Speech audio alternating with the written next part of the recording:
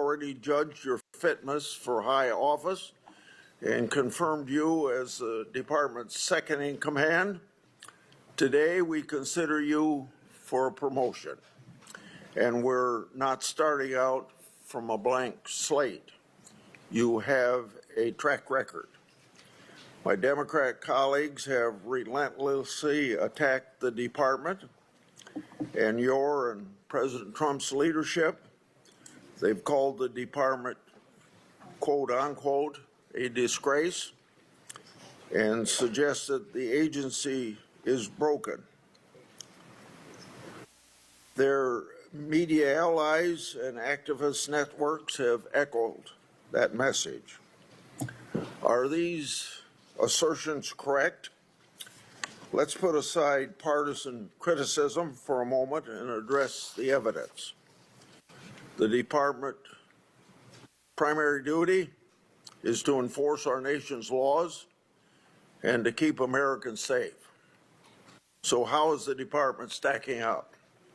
The answer is, for those who care to judge fairly, it's a record of success.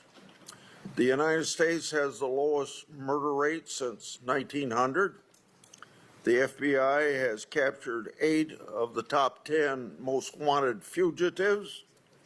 Violent crime arrests by the FBI are up 184%. More than 849 individuals have been disrupted from conducting terrorist attacks. The ATF has seized more than 44,000 illegal firearms. Thank you, That is Joe. not a failure. Didn't have much What time about for a the tech check department's today. record on illegal drugs? Since January of last year, Can you the hear Mr. DEA Grassley? has made more than 6,300 fentanyl arrests. It has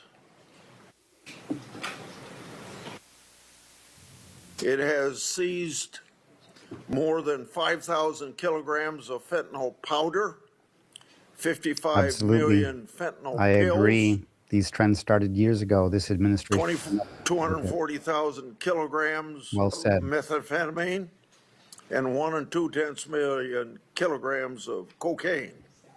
The fentanyl alone amounts to more than 428 million fatal seizures. That is not a failure. Excellent. And what Thank you, about Joe. protecting Thank children? you so much. Our committee has fought for years on a bipartisan basis to protect our nation's children from the horrors of exploitation. Ranking Member Durbin and I, in a bipartisan way, are leading landmark legislation, the James T. Woods Act, to tackle that very issue. And once again, our partners at the Justice Department have a record of success.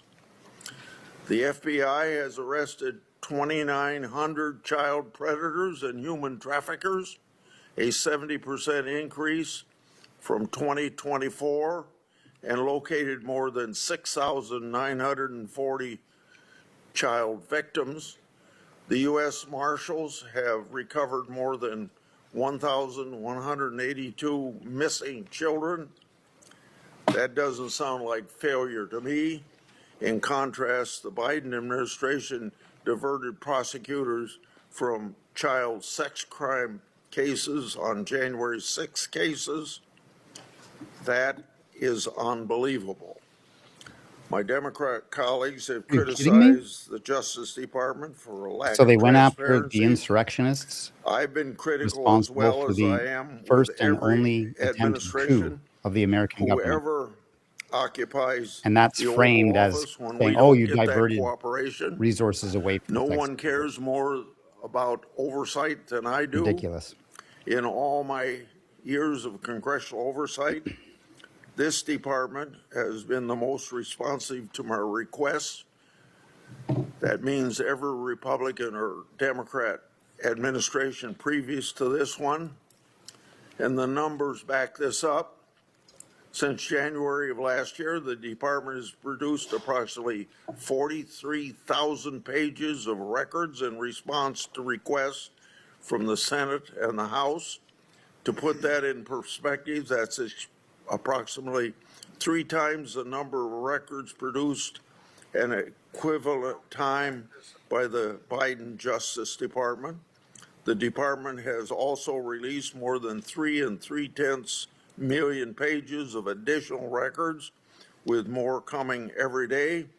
Their work is not done, and I expect continued responsiveness and, as well, the very important thing of declassification. But credit should be given where credit is due. A few more successes. They've established the National Fraud Enforcement Division to address more than $5 billion in fraud against American taxpayers. They've reduced the immigration case log by more than 468,000. They've challenged and eliminated racist and unlawful discrimination in government and the private sector.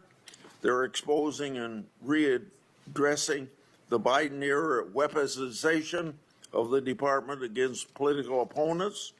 They've captured and are prosecuting the dictator Nicolas Maduro for crimes related to narco-terrorism.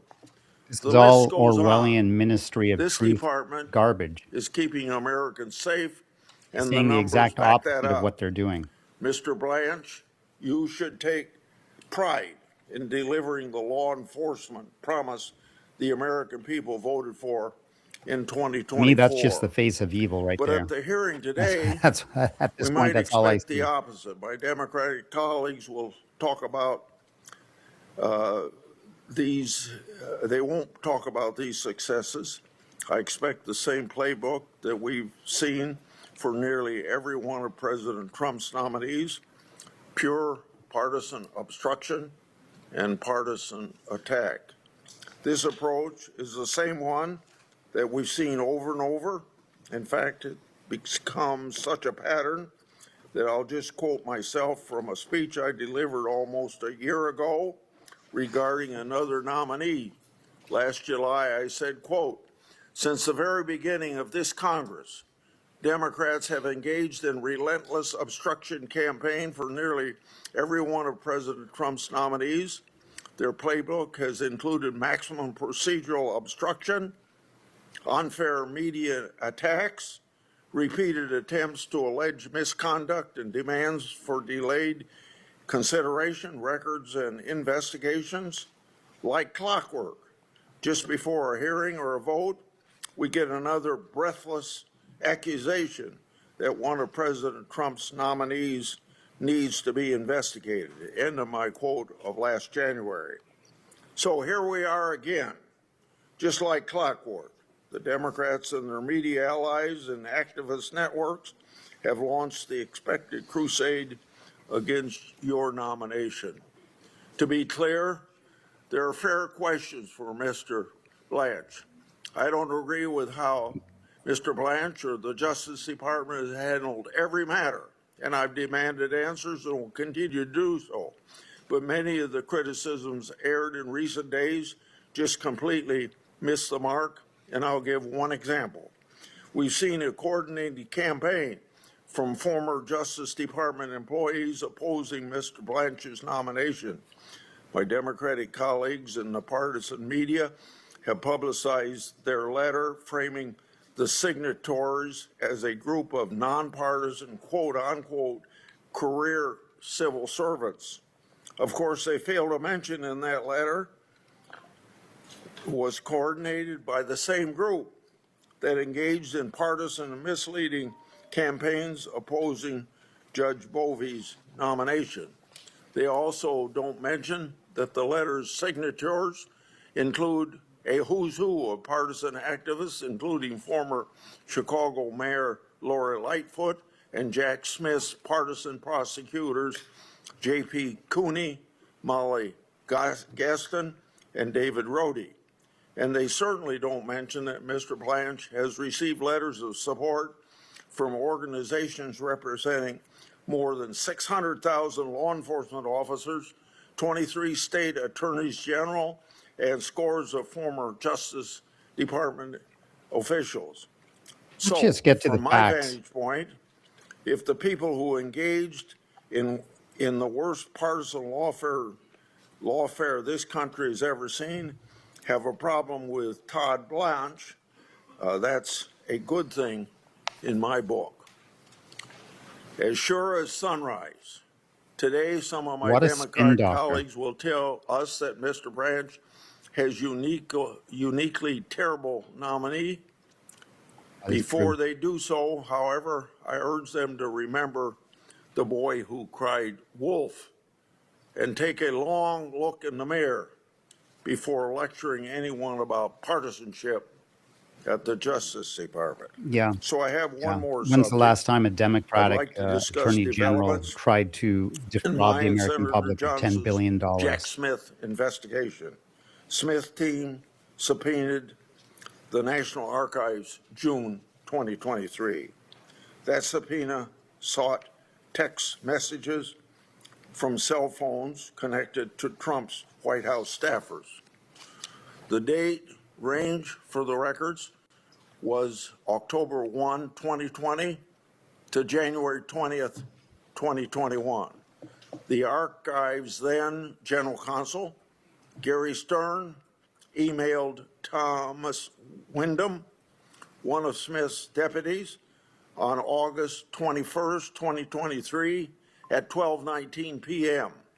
That email said responsive records were ready.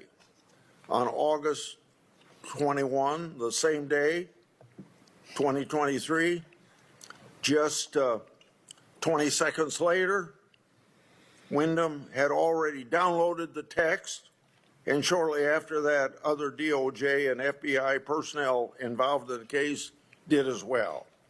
Whistleblowers told my office that Smith didn't pass these records through a filter team, and you can see in 20 minutes there wasn't time to go to a filter team. That filter team was already in place. The Justice Department has confirmed that fact in a letter to the committee, quote, the special counsel's investigative team apparently bypassed the filter team and directly accessed these text messages, end of quote.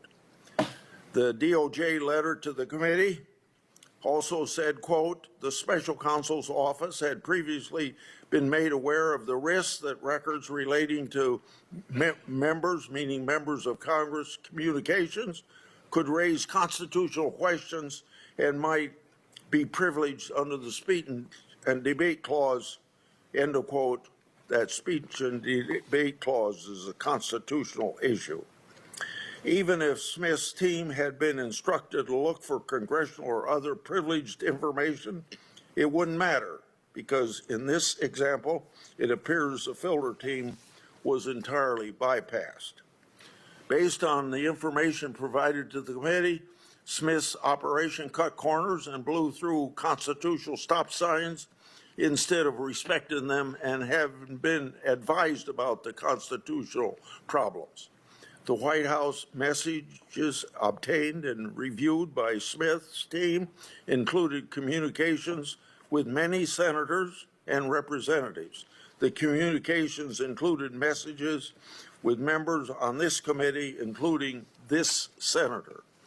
The subject matter of those members' communication included core constitutional responsibilities, such as congressional legislation, resolutions, and investigative work. It also included other information irrelevant to Jack Smith's case against then citizen Trump. Instead of that information being walled off, it was intentionally shared. This is another example how this misguided investigation wasn't normal and demands further investigation.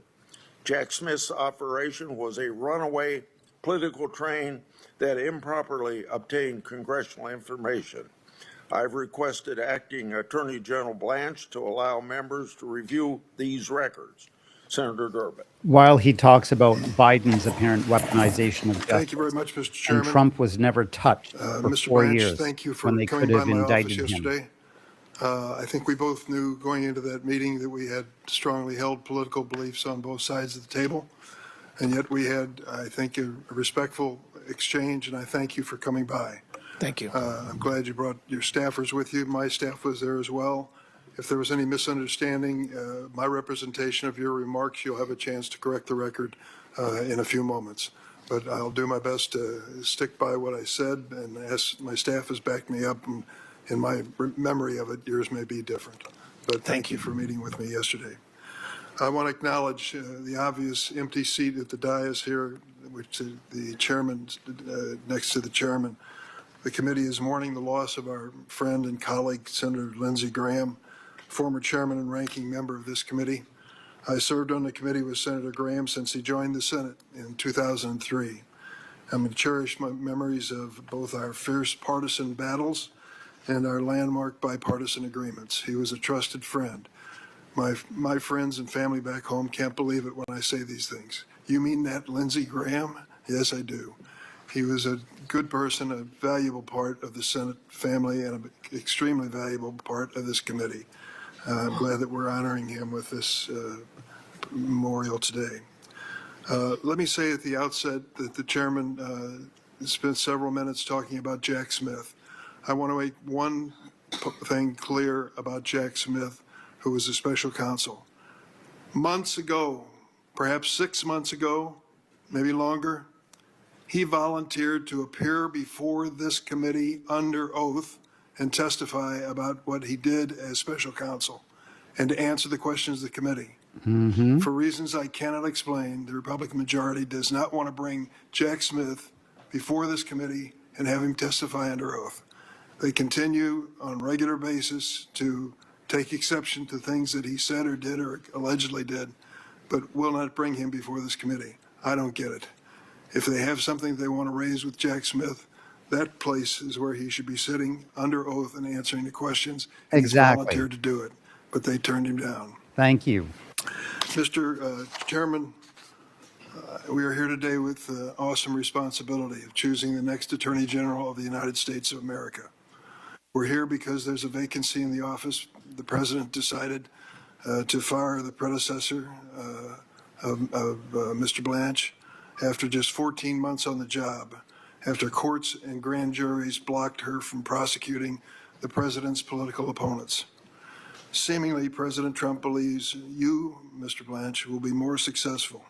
When you were first nominated to be Deputy Attorney General, Democrats raised concerns about the president's personal attorney serving as the top attorney in the Justice Department.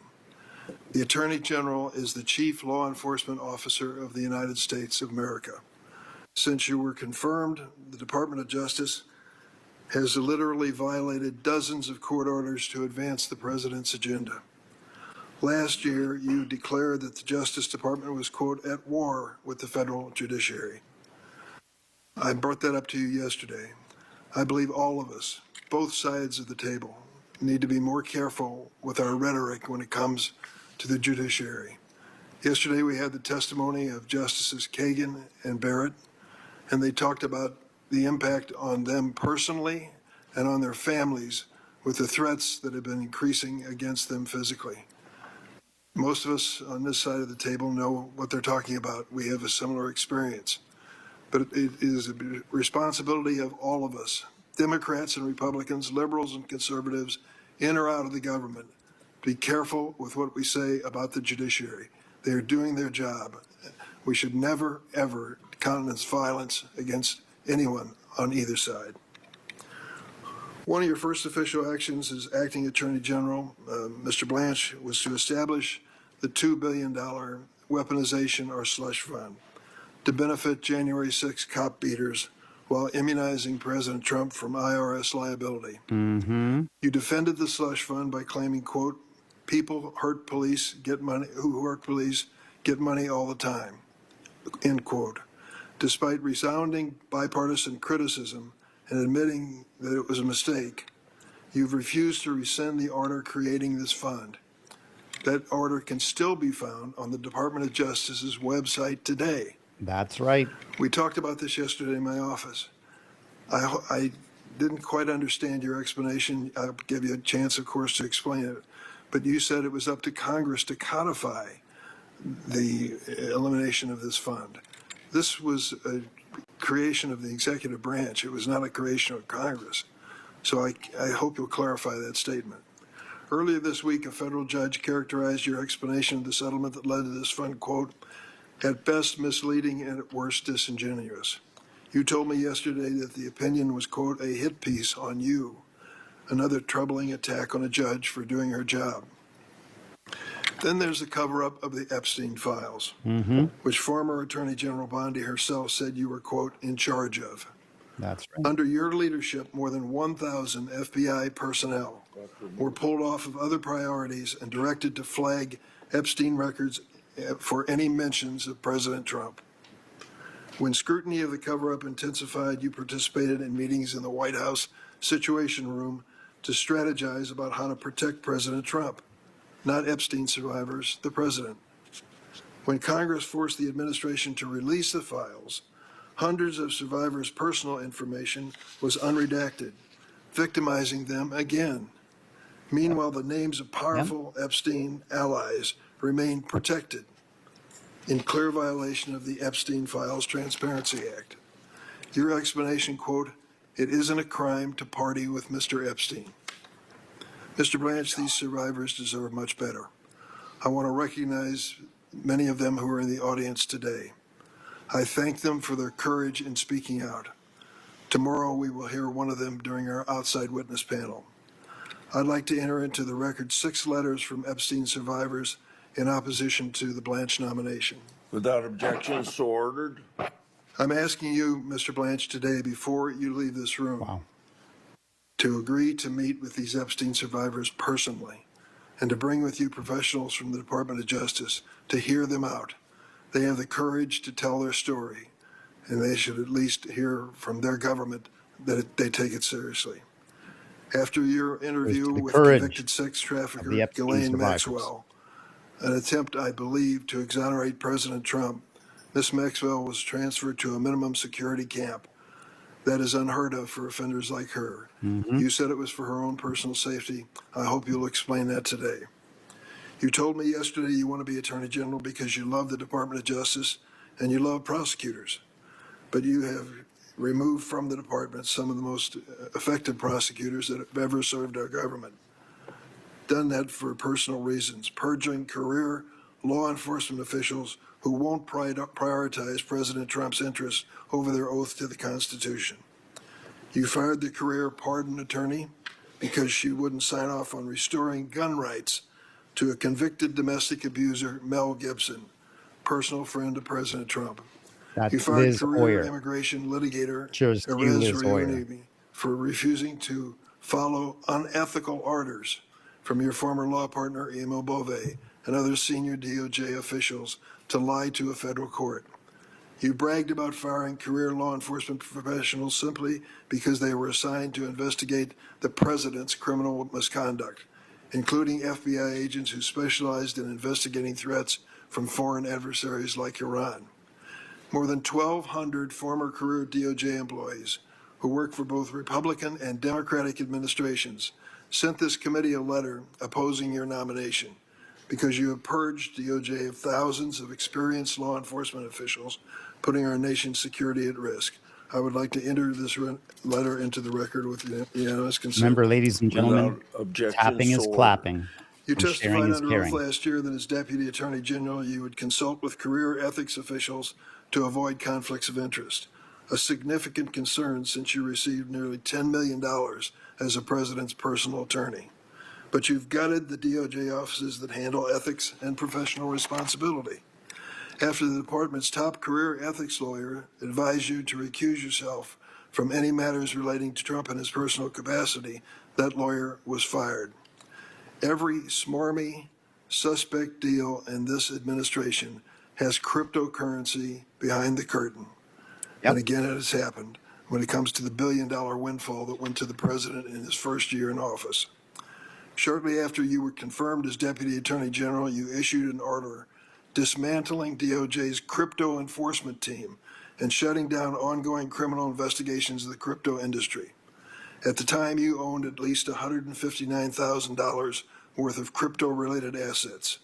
While you eventually divested, those assets didn't go far. You simply transferred them to your children and grandchild.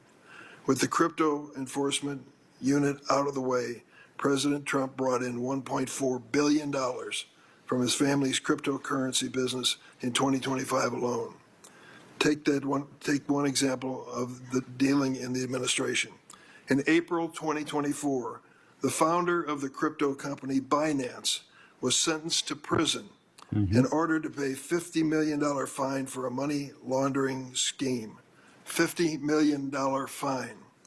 He then brokered a deal to channel $2 billion into the Trump family's crypto business, World Liberty Finance, after which President Trump pardoned him. Binance accounts have funneled about $1.7 billion to Iranian entities linked to terrorism.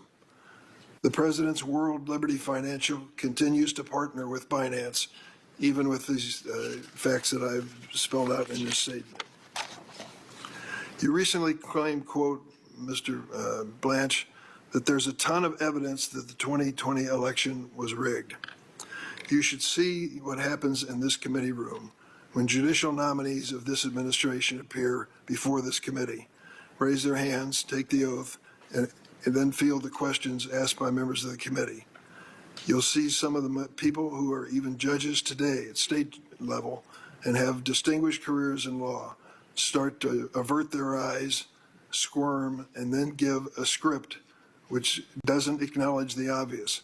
Donald Trump lost the 2020 election by 7 million popular votes. 7 million votes popular vote, and he lost by that number. That's a fact. Any eighth grader in America knows it and can repeat it for you. And yet when it comes down to asking Trump judicial nominees who won the 2020 election, you ought to see him squirm. What's the reason? The president's big lie. He believes in his heart of hearts that he somehow won that election, though he can't produce any evidence of that fact. Well, we'll give you your chance. I hope that you produce the evidence to show one way or the other that the big lie is the They truth never or not do. the truth. Never. He Your talks first about boxes indictment of former evidence. FBI Never brings Director the box. Comey failed in a case brought by an unqualified and unlawfully appointed U.S. Attorney, Lindsay Halligan. So now Mr. Comey is being prosecuted for taking pictures of seashells. This prosecution, personally ordered by the president, who despises Mr. Comey for overseeing the investigation of Russian interference in the 2016 election. You have also baselessly indicted the Southern Poverty Law Center, a civil rights organization that has worked tirelessly to expose violent extremists like the Proud Boys and Oath Keepers, a group which we in the Senate know well for their January 6th escapade. The same people you gave a clean slate for their role in attacking this Capitol. A federal judge recently singled out your, quote, remarkable statements targeting Kilmar Abrego Garcia as evidence that his criminal prosecution was, quote, marked by a retaliatory taint for successfully fighting his deportation. And despite my repeated request, you've yet to produce the DOJ memorandum concluding that it was legally permissible for the President of the United States to accept a gift of a luxury airliner from the royal family it of was Qatar, not legal. despite constitutional emoluments and clause. statutory foreign gift prohibitions. Earlier this month, that jet was launched as Air Force One, despite credible reports of security vulnerability. Last weekend, the Department of Justice responded not by addressing these concerns, but by sending federal agents with subpoenas to the homes of the reporters who exposed these lapses. In less than 18 months at the Department of Justice, you have shown you're still President Trump's personal attorney. Your tenure can be summed up in the 4 words you said, quote, I love you, sir, to President Trump. This was your response when you were asked what you would say to him. This nation deserves an attorney general who loves What the a cult. Constitution more than any single president. An attorney general focused on keeping America safe and combating corruption, not satisfying the president's personal grievances or channeling crypto cash to the administration's MAGA faithful. Mr. President, Mr. Chairman, I yield. Now we turn. Thank you. Thank you, Mr. Chairman. And my goodness, I expect you'll be getting a lot of questions about how one person may influence every decision you make and unduly influence everything you do. And I hope you say you are absolutely right, and it is that granddaughter sitting right behind you. is the cutest thing I've ever seen. All right. Good morning, everyone. Thank you for being here. I have the distinct pleasure of introducing Acting Attorney General Todd Blanche. He serves and has served as our Acting Attorney General and our Deputy Attorney General. And amongst all of the questioning today, most of which I hope is in good faith, sometimes it gets lost that he is a former prosecutor and dedicated his life to prosecuting for this nation. The greatest testament to his good character and wise judgment is he is now a Floridian and my constituent as the newest senator from the great state of Florida. But he has led a very distinguished career within the realm of the Department of Justice, of which he now seeks to head as the permanent Attorney General. And before I go more into that, I want to thank you, Mr. Blanche, for offering yourself not just first as Deputy Attorney General, but now as Acting Attorney General. Any one of us on either side of the aisle sitting here today knows what it means to serve and what comes with that and what that takes every day, and certainly what that means for your families that stand beside and behind you and sometimes hold you up throughout the process. We thank you and we thank your family that is here today. Since President Trump took office and leadership, including you, entered the Department of Justice, as you heard our chairman say, you have worked to achieve the lowest murder rate since 1900. Violent crime arrests are up 184%. Over 2,400 gangs What and has he criminal done to do enterprises that? have been disrupted and dismantled. 2,900, Tell us what almost he did. 3,000 child predators and human traffickers have been arrested. That is an increase of 70% since 2024. And when it comes to fighting for a fentanyl-free America, which we both appeared at a summit this week, you and the department are excelling there too. DOJ has made over 6,300 fentanyl arrests, seized more than 5,000 kilograms of fentanyl powder, 55 million fentanyl pills. That is fatal doses enough to kill 428 million people. And just so that everybody understands what that means, that is more than the population of the United States of America. That's just a few top-line numbers on core operations at the heart of DOJ's mission. The DOJ is indeed in the driver's seat of the war on fraud. And I hope members on both sides of the dais will give you time to talk they're in about the that driver's today, not only for their consideration of your nomination, but also so the American people committing can hear fraud. about that. Check I out know that you Kathleen are in for Williams' a long recent process order. today, Came out so 2 days I want ago. to take my remaining time to talk about you, the person, your career, Todd Blanche. Acting Attorney General Todd Blanche is a patriot who was raised in the Department of Justice. He spent nearly a decade in what is recognized as one of the best prosecuting offices in the country, the U.S. Attorney's Office for the Southern District of New York, where he prosecuted drug traffickers and violent criminals. In fact, this career dedicated to justice and the rule of law started even before that. He started at the Department of Justice as a paralegal. I love that story, how you started there and you worked your way through the ranks. And it was always about hard work. Throughout time, he didn't just clock in and clock out. He did really good work, such good work that he was noticed routinely and honored for his commitment to excellence. In 2011, while he was at the U.S. Attorney's Office for the Southern District of New York, he received the Director's Award for Superior Performance as an Assistant U.S. Attorney in the Criminal Division. In 2013, he received the Federal Drug Agents Foundation's True American Hero Award. He received the New York City Police Department Commendation 3 different years. He received the U.S. Drug Enforcement Administration Commendation 2 different years, and a commendation from the FBI 2 separate years. And to round out this collection, he received recognition from the ATF in 3 years. I think this is emblematic of a career that was really spent doing the work of the people and trying to do it well, keeping his head down without seeking recognition, but he couldn't help but get it because of the work and the superior performance that he was doing. And I really think that's an example for anyone watching today, anyone in this audience, any young person at home, any young lawyer. Do good work, put your head down. You are evidence of that. You do good work, you do a job well done, and you get noticed for that, and opportunities will seek you out, commendations will seek you out, more than networking, political connections, anything like that. It is that in which people will seek you out. Does that apply to serve. working class and it Americans may be just now? that job well You done that work got hard, you recognized by the President able of the to United States and completely buy changed your your own life. home? Some members will try to hold that against you today. They will ignore that long career and every commendation that you received before you ever met or served or acted as an attorney for the president. For the They'll current ignore all regime those is what you're orders and they'll saying. gnash their teeth because they don't like one man. And I believe that misses the mark. It completely ignores the fact that the reason you stepped up to serve is because you love this country. You dedicated your career to the Department of Justice, and in fact, you lived out the motto in Latin. I will not say the Latin because no one will understand that, but I will say the motto of the Department of Justice is who prosecutes on behalf of justice. Not who prosecutes on behalf of a political agenda or to target someone, who prosecutes on behalf of justice. And you stood up and took on that responsibility. And so I hope today's questions will focus on allowing you to explain the legal positions of the department that you've been a part of, or why you've made certain positions in cases or compliance with orders.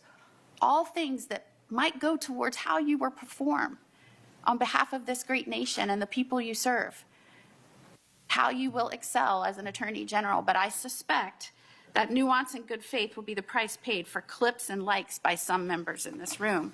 I hope today is the exception. Nonetheless, I thank you for stepping up to serve, acting as the Attorney General in this time in which we are seeking for your formal nomination. I thank you for being willing to take on not only this nomination process, but the job itself, because that will be an enormous responsibility, not only to the Department of Justice and the people that work there, but for the American citizens in this country moving forward. So I thank you very much. And with that, Mr. Chairman, I introduce Mr. Todd Blanche as President Trump's nominee. Thank you, Senator Moody. Would you please stand at this point and respond to this oath? Do you swear or affirm that the testimony you're about to give before this committee will be the truth, the whole truth, and nothing but the truth? So help you God. Thank you for your positive response. Now it's up to you to take what time you want to make a statement and introduce any people you have with you. Thank you. Thank you very much, Chairman Grassley, and thank you, Senator, for that introduction. I appreciate you and your friendship. Good morning, Chairman Grassley, Ranking Member Durbin, and the other members of the committee. Thank you for having me. As Senator Durbin said a minute ago, I would like to offer each of you my condolences for the loss of your colleague, Senator Graham. He was a patriot and a friend to so many of us. It's a loss for the American people, and I think honoring him today, and as he's been honored for the past several days, is the right thing to do. 17 months ago, I sat at this table as the nominee to be the Deputy Attorney General, and I told you that serving in the Department of Justice was my American dream. Since then, I have helped lead it, first as deputy and now as acting attorney general, and I'm here today to earn your trust once more. I've lived the American dream. I waited tables to get through college, moved to New York with my wife and 2 young kids, went to law school at night, read textbooks on the late train home while I worked days as a paralegal at the U.S. Attorney's Office. From that start, I became a prosecutor and spent 9 years prosecuting violent gangs and drug dealers. I rose through the ranks of the Department of Justice as a line prosecutor, then a division chief, then as of last year, Deputy Attorney General, and now Acting Attorney General. But I did not take that path for a title. I took it to make a difference for American families and the towns they call home. I am exceedingly grateful to President Trump for his trust, and to my family who have carried me through every long day and late night. My wife, Christine, our wonderful children, Sydney and Justin, my granddaughter, Blaine, who's here today, all of them are here today, my wonderful friends, many of whom are here today, are really what make this worth it and what gets me through my days. And so I want to thank them for not only being here today and supporting me, but also being with me every step of the way of the journey that we're on together. My family's blessings should be available to all Americans. When a family can send their kids to school, walk their neighborhood after dark, and build a life without fear, every promise of the American dream is within reach. When they cannot, none of it is. That's my job, securing safety for every American. I'm pleased to testify again today to tell everybody here that we are doing just that. We are keeping America safe. Since President Trump took office, it's been said a few times this morning already, but it bears repeating, murders are down roughly 20% nationwide. We have the lowest murder rate since 1900. Violent crime arrests are up nearly 114%. We've taken almost 5,000 child predators and human traffickers off the streets. And the Department of Justice has filed nearly 100,000 indictments and informations since January 20th, 2025. Additionally, in just the last 4 weeks, in just the last month, we've paid $96 million in claims through the Public Safety Officers Benefits Program to eligible surviving families of fallen public safety officers, even while fewer law enforcement officers were killed in the line of duty than the prior years. And obviously, these are not just numbers. Each one is a family that still has its son or daughter and an officer who came home for dinner. If you look at Washington and Memphis as examples, where we have worked with federal, state, and local partners, pulling thousands of criminals off the streets in those two cities. Homicides in DC are down about 60%, and overall crime in Memphis declined by more than 40%. We've seized thousands of illegal guns, brought more than 150 missing children home in those two cities, and cleaned up parks and spaces family once avoided, so you can take your kids and loved ones there once again. We are enforcing our borders. We are prosecuting the smugglers who profited from an open border, removing criminal aliens, and dismantling gangs like MS-13 and TDA. We're smashing the cartels and ending the scourge of drugs in our communities.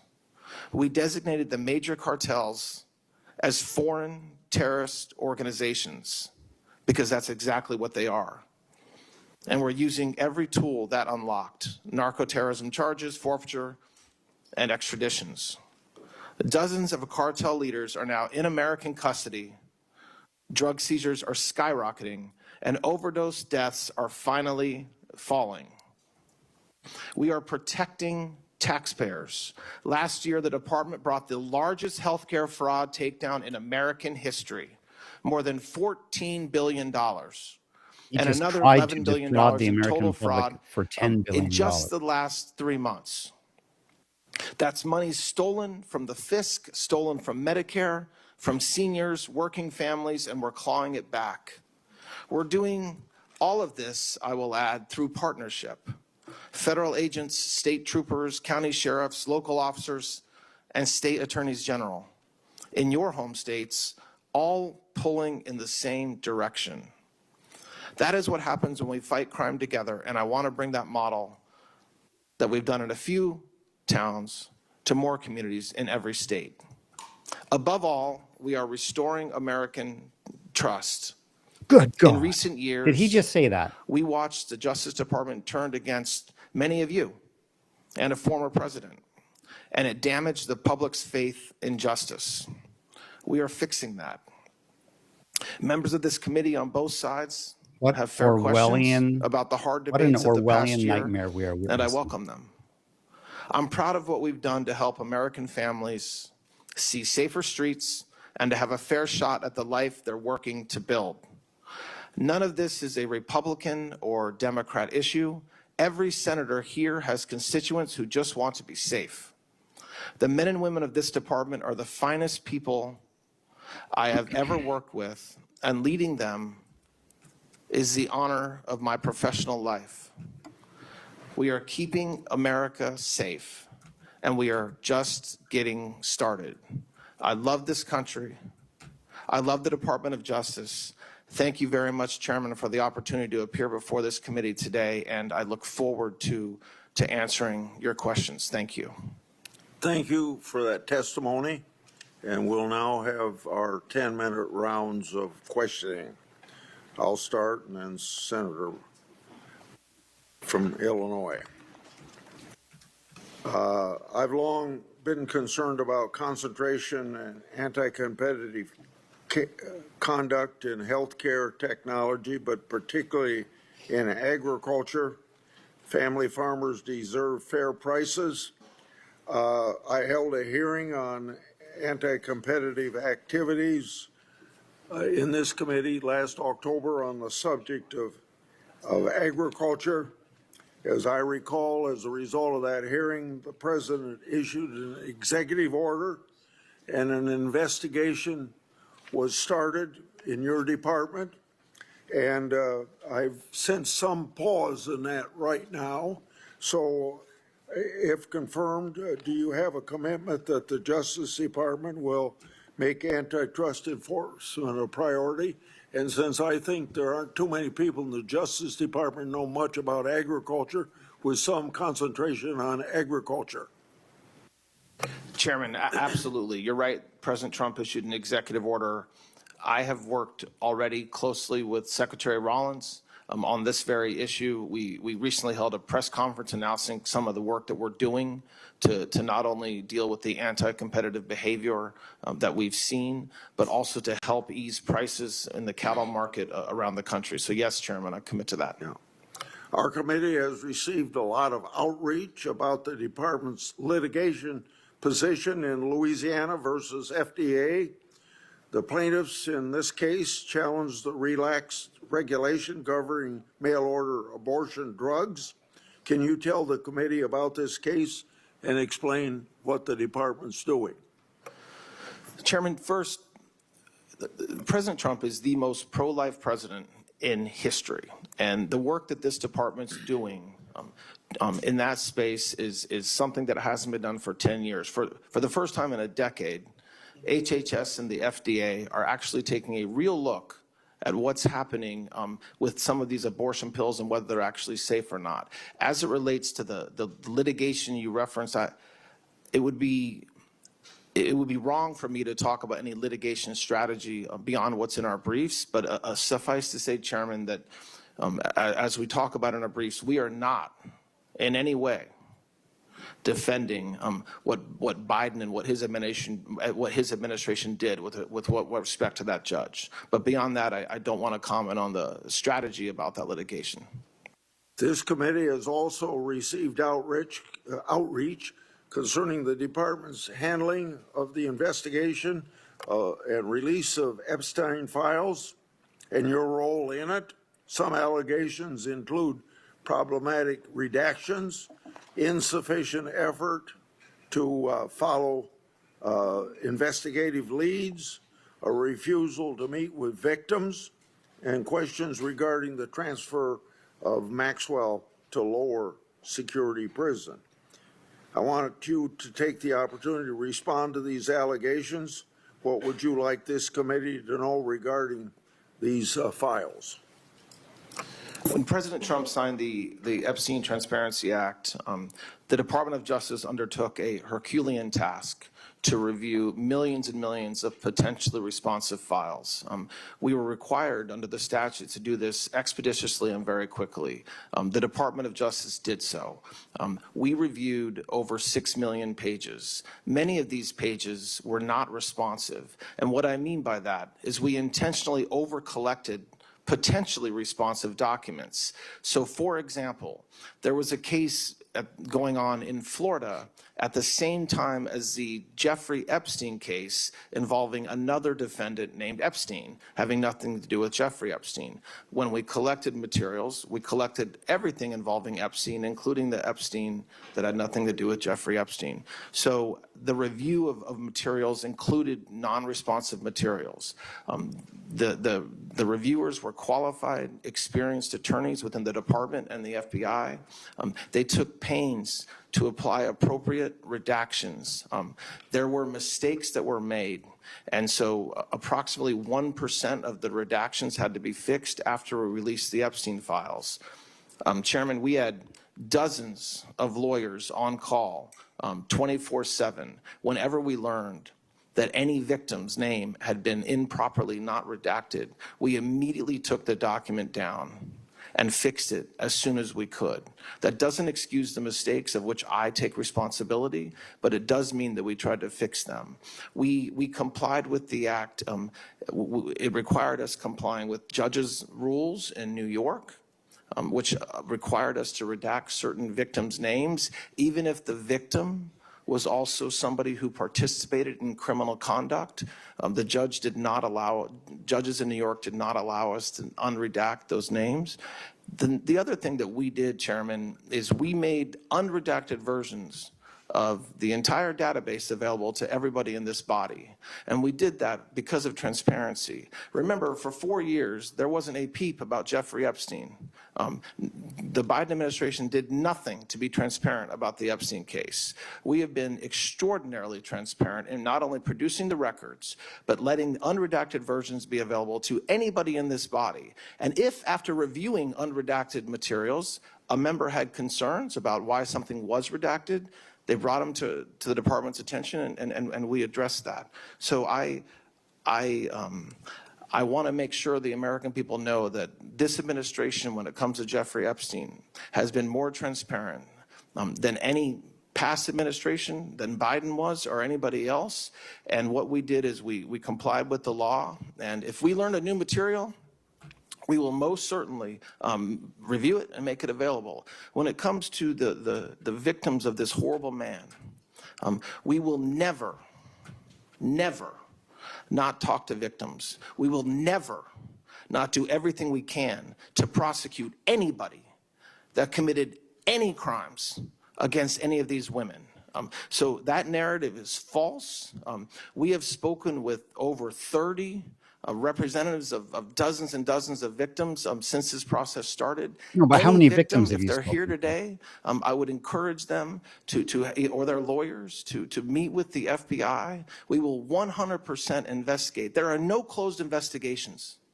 If we learn today, if we learn next week, if we learn next month that there's an individual that we can investigate, indict, and prosecute out of the Epstein files, you better believe it, we will.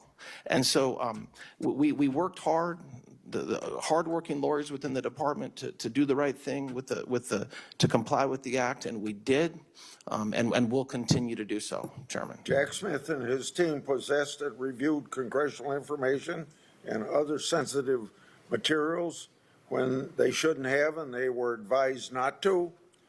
Describe the steps you've taken to impose accountability so that this egregious and partisan misconduct never happens again. The biggest thing we can do, Chairman, is be transparent about what happened. And that requires us doing a check on ourselves and on the work that happened before us and being transparent with this body and providing records to you. I think when the American people understand and learn what happened and the egregious abuses that happened, it will be a check on making sure it never happens again. We strive every day to not only move forward as a department doing the right thing, but to make sure that anything that happened in the past, whether it's releasing emails or admitting to things that we did and the department did that we shouldn't have done, to being transparent with the American people about that, that's the best we can do, and that's what we're doing. I made messages public between Jack Smith's office that appeared to relate to the Trump classified document case. Those messages showed government personnel left open a classified facility and potentially mishandled classified information, causing a security violation.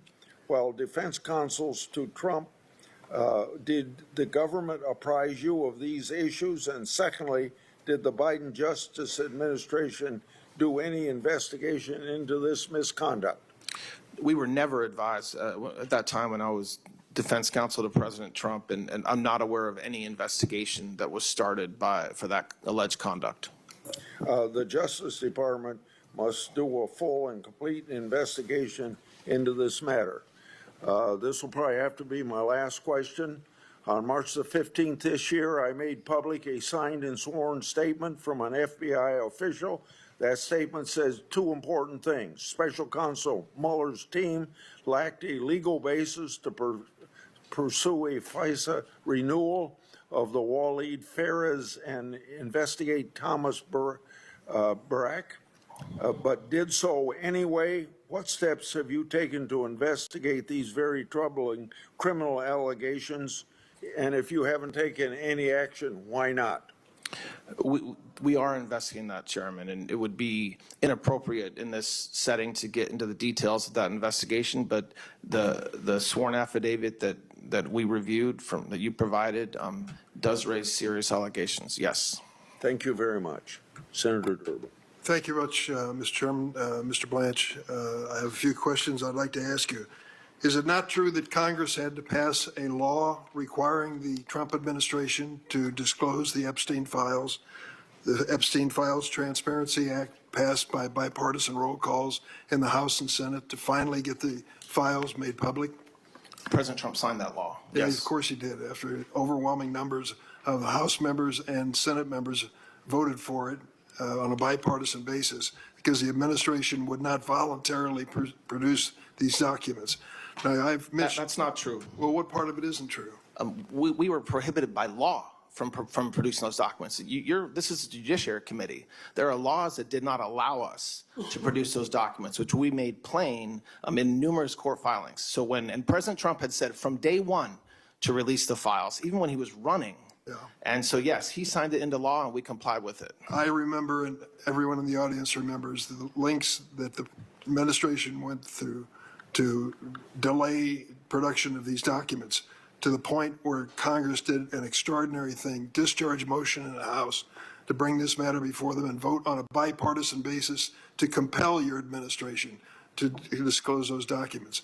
Let me talk to you for a moment about the survivors who are in the room. There are 10 individuals who were exploited and abused by Mr. Epstein. They are here today. None of them have had a chance to speak to anyone in the department or FBI, though they've asked repeatedly. So can I get your word under oath that within the next 30 days, you will personally sit down with these 10 victims and hear their case in terms of what needs to be done by the Department of Justice? Chairman, I appreciate them being here today. I also have somebody from my office who's spent her entire career working on cases like Mr. Epstein's. She's in charge of our task force investigating human trafficking. She's available to talk to them. She can sit right next to you. She can sit right next to you when you meet with these survivors. I have never said I will not meet with survivors. Will you meet with these 10 survivors? I'm asking you on the record. If they have lawyers, as you know, I'm prohibited from meeting directly with them. I have met with counsel for survivors, as has many people in the Department of Justice, over 30. But if they are represented by counsel, we will work with their counsel. If they don't have a lawyer, I will certainly make arrangements to make sure the right people at the Department of Justice meet with them. Absolutely. Will you get it done within the next 30 days that each of these survivors? I will get it done today, if that's necessary. I mean, my point is, there's somebody here who What do you can mean meet if with them it's today, necessary? get their information, and They've arrange to had meet with them. months Absolutely. to do this. They've never Pardon met me? with I an think you ought to Epstein be in the survivor. room because you ought to hear this. Democrats You have. had singular responsibility for these files. There was a delay in meeting the statutory requirement of disclosure. You were involved in that. I think you ought to be part of this. I am definitely part of it, and I have been from day one. And it will be done within the next 30 days? I can keep on repeating myself, but I said it could get done as soon as today. It could have gotten done last week. We remain available to meet with any victim or their representative at any time. Will you notify the committee when you've done this? That would be prohibited by law if they're talking about an ongoing investigation. I'm asking you if you'll notify the committee that you It met with the depends survivors. on what they said. I'm not sure I'm allowed to notify Of you. course you if can there's an ongoing notify the investigation. committee that you've met with survivors. Well, you're dancing on the That's head of a ridiculous. pin here. I'm not dancing on any pin You at have all. these survivors who have the courage to come before this committee, have the courage to tell their terrible stories, how they were exploited. Don't you think it's important that we have a prompt response by our government to these survivors? Absolutely. and there will be a prompt response. My heart breaks for every survivor, Well, every victim of Mr. Epstein, absolutely, and I would love to prosecute anybody that did any harm to these Will you victims. meet So with them absolutely. within the Prosecute next Trump 30 then. days? The last time I asked a question, you can say yes I or can no. keep on answering it the same way. I can meet with them. My staff will meet with them. We have a staff member here If you today can who meet with them, will you meet specializes- with them? I'm not sure what you're looking for me to say. As I said, Yes, is what I'm looking for. there are, if they're represented by counsel, I'm not allowed to meet with them directly, as you know. I Why? assure you, the FBI, Explain. who are experts in this space, prosecutors who are experts in this space, and me, if necessary, will absolutely meet with them. I promise you this. I think it's I will stay necessary. updated and know everything that's happening with any victim that has information about any other people that work with Epstein, that committed any crimes with Epstein, absolutely. Well, if you're truly committed to extraordinary transparency and you're willing to meet with these victims, I hope you will do it immediately, or we're going to hold you to it. I want to ask you about the immunity provisions that you signed relative to the responsibility and liability of the president and his family and their businesses when it comes to tax audits.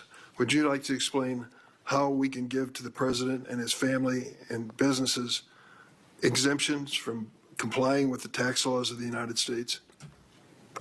It's not an exemption to comply with the tax laws of the United States. As part of the settlement, it was an agreement that any past audits would end.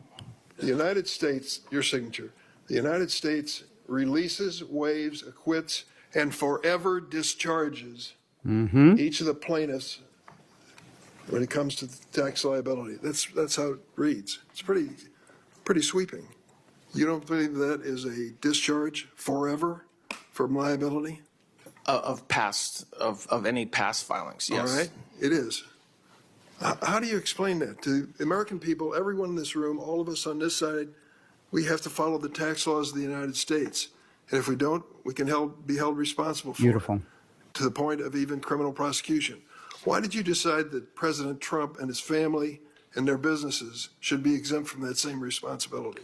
Thank you, As Richard part Durbin. of the settlement between the IRS and President Trump and some of his family, two of his sons and his organization, as is typical when there's a settlement between plaintiffs and the IRS, part of the settlement included release of any past audits. It does not give any protection to the president, his family, or his organizations for any taxes they file. If they filed it the day of that I signed that agreement, or the day after, they have no No protection. matter what their liability, no matter what their violation of tax law, you signed a document that forever discharged them from any legal responsibility. As part of the settlement that we entered into, any past. It's not a audits settlement, often- and he often was do you think that's barred been done just in the 2 history days of the ago United States? from referring Involving the to president of the that United as a States, I'm not settlement. sure it's ever been done, but by this type Judge of Kathleen settlement is Williams. done regularly. So you're saying that when it He comes to the just president of the broke the United law States, right there, his or at family least and he businesses violated a have judge's no order. responsibility under the tax laws for any wrongdoing prior to the signing of this document? No, I mean, I didn't say that at all. What I'm saying is that I think President Trump and his family are the first president that had their tax returns illegally taken, and made available to the public. So that is unique to President Trump, yes. But this type of settlement is not unique to the Department of Justice or the IRS. It's hard to explain to the American people that no one is above the law when that type of document was signed by you, forever discharging that family and that president from any liability for violating the tax laws. Nobody is above the law.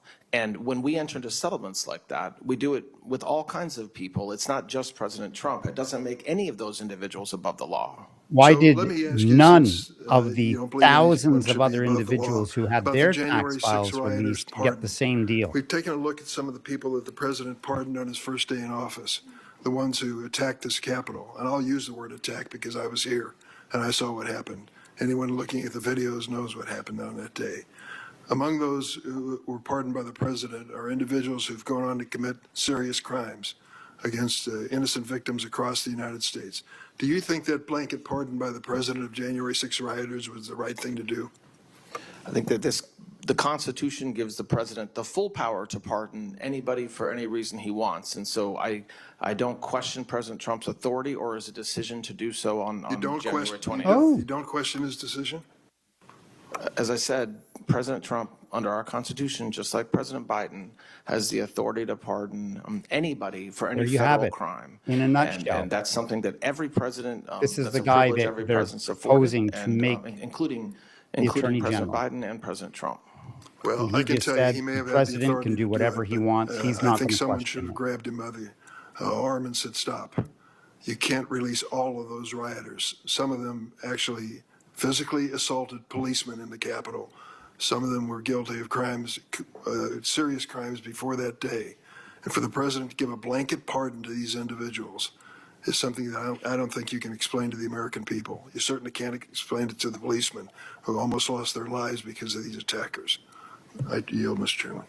Before I go to Senator Cornyn, I'd like to enter into the record for supporting Mr. Blanche's nomination from former Attorney General John Ashcroft, and this is a quote from the letter.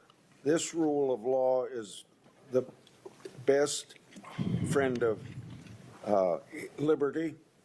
To safeguard this core value, America needs an Attorney General exclusively devoted to the rule of law and will honor his oath to the Constitution. Todd Blanche is the right person for that responsibility. His record and credentials undergird my wholehearted support for his nomination. Without objection, that'll be entered into the record.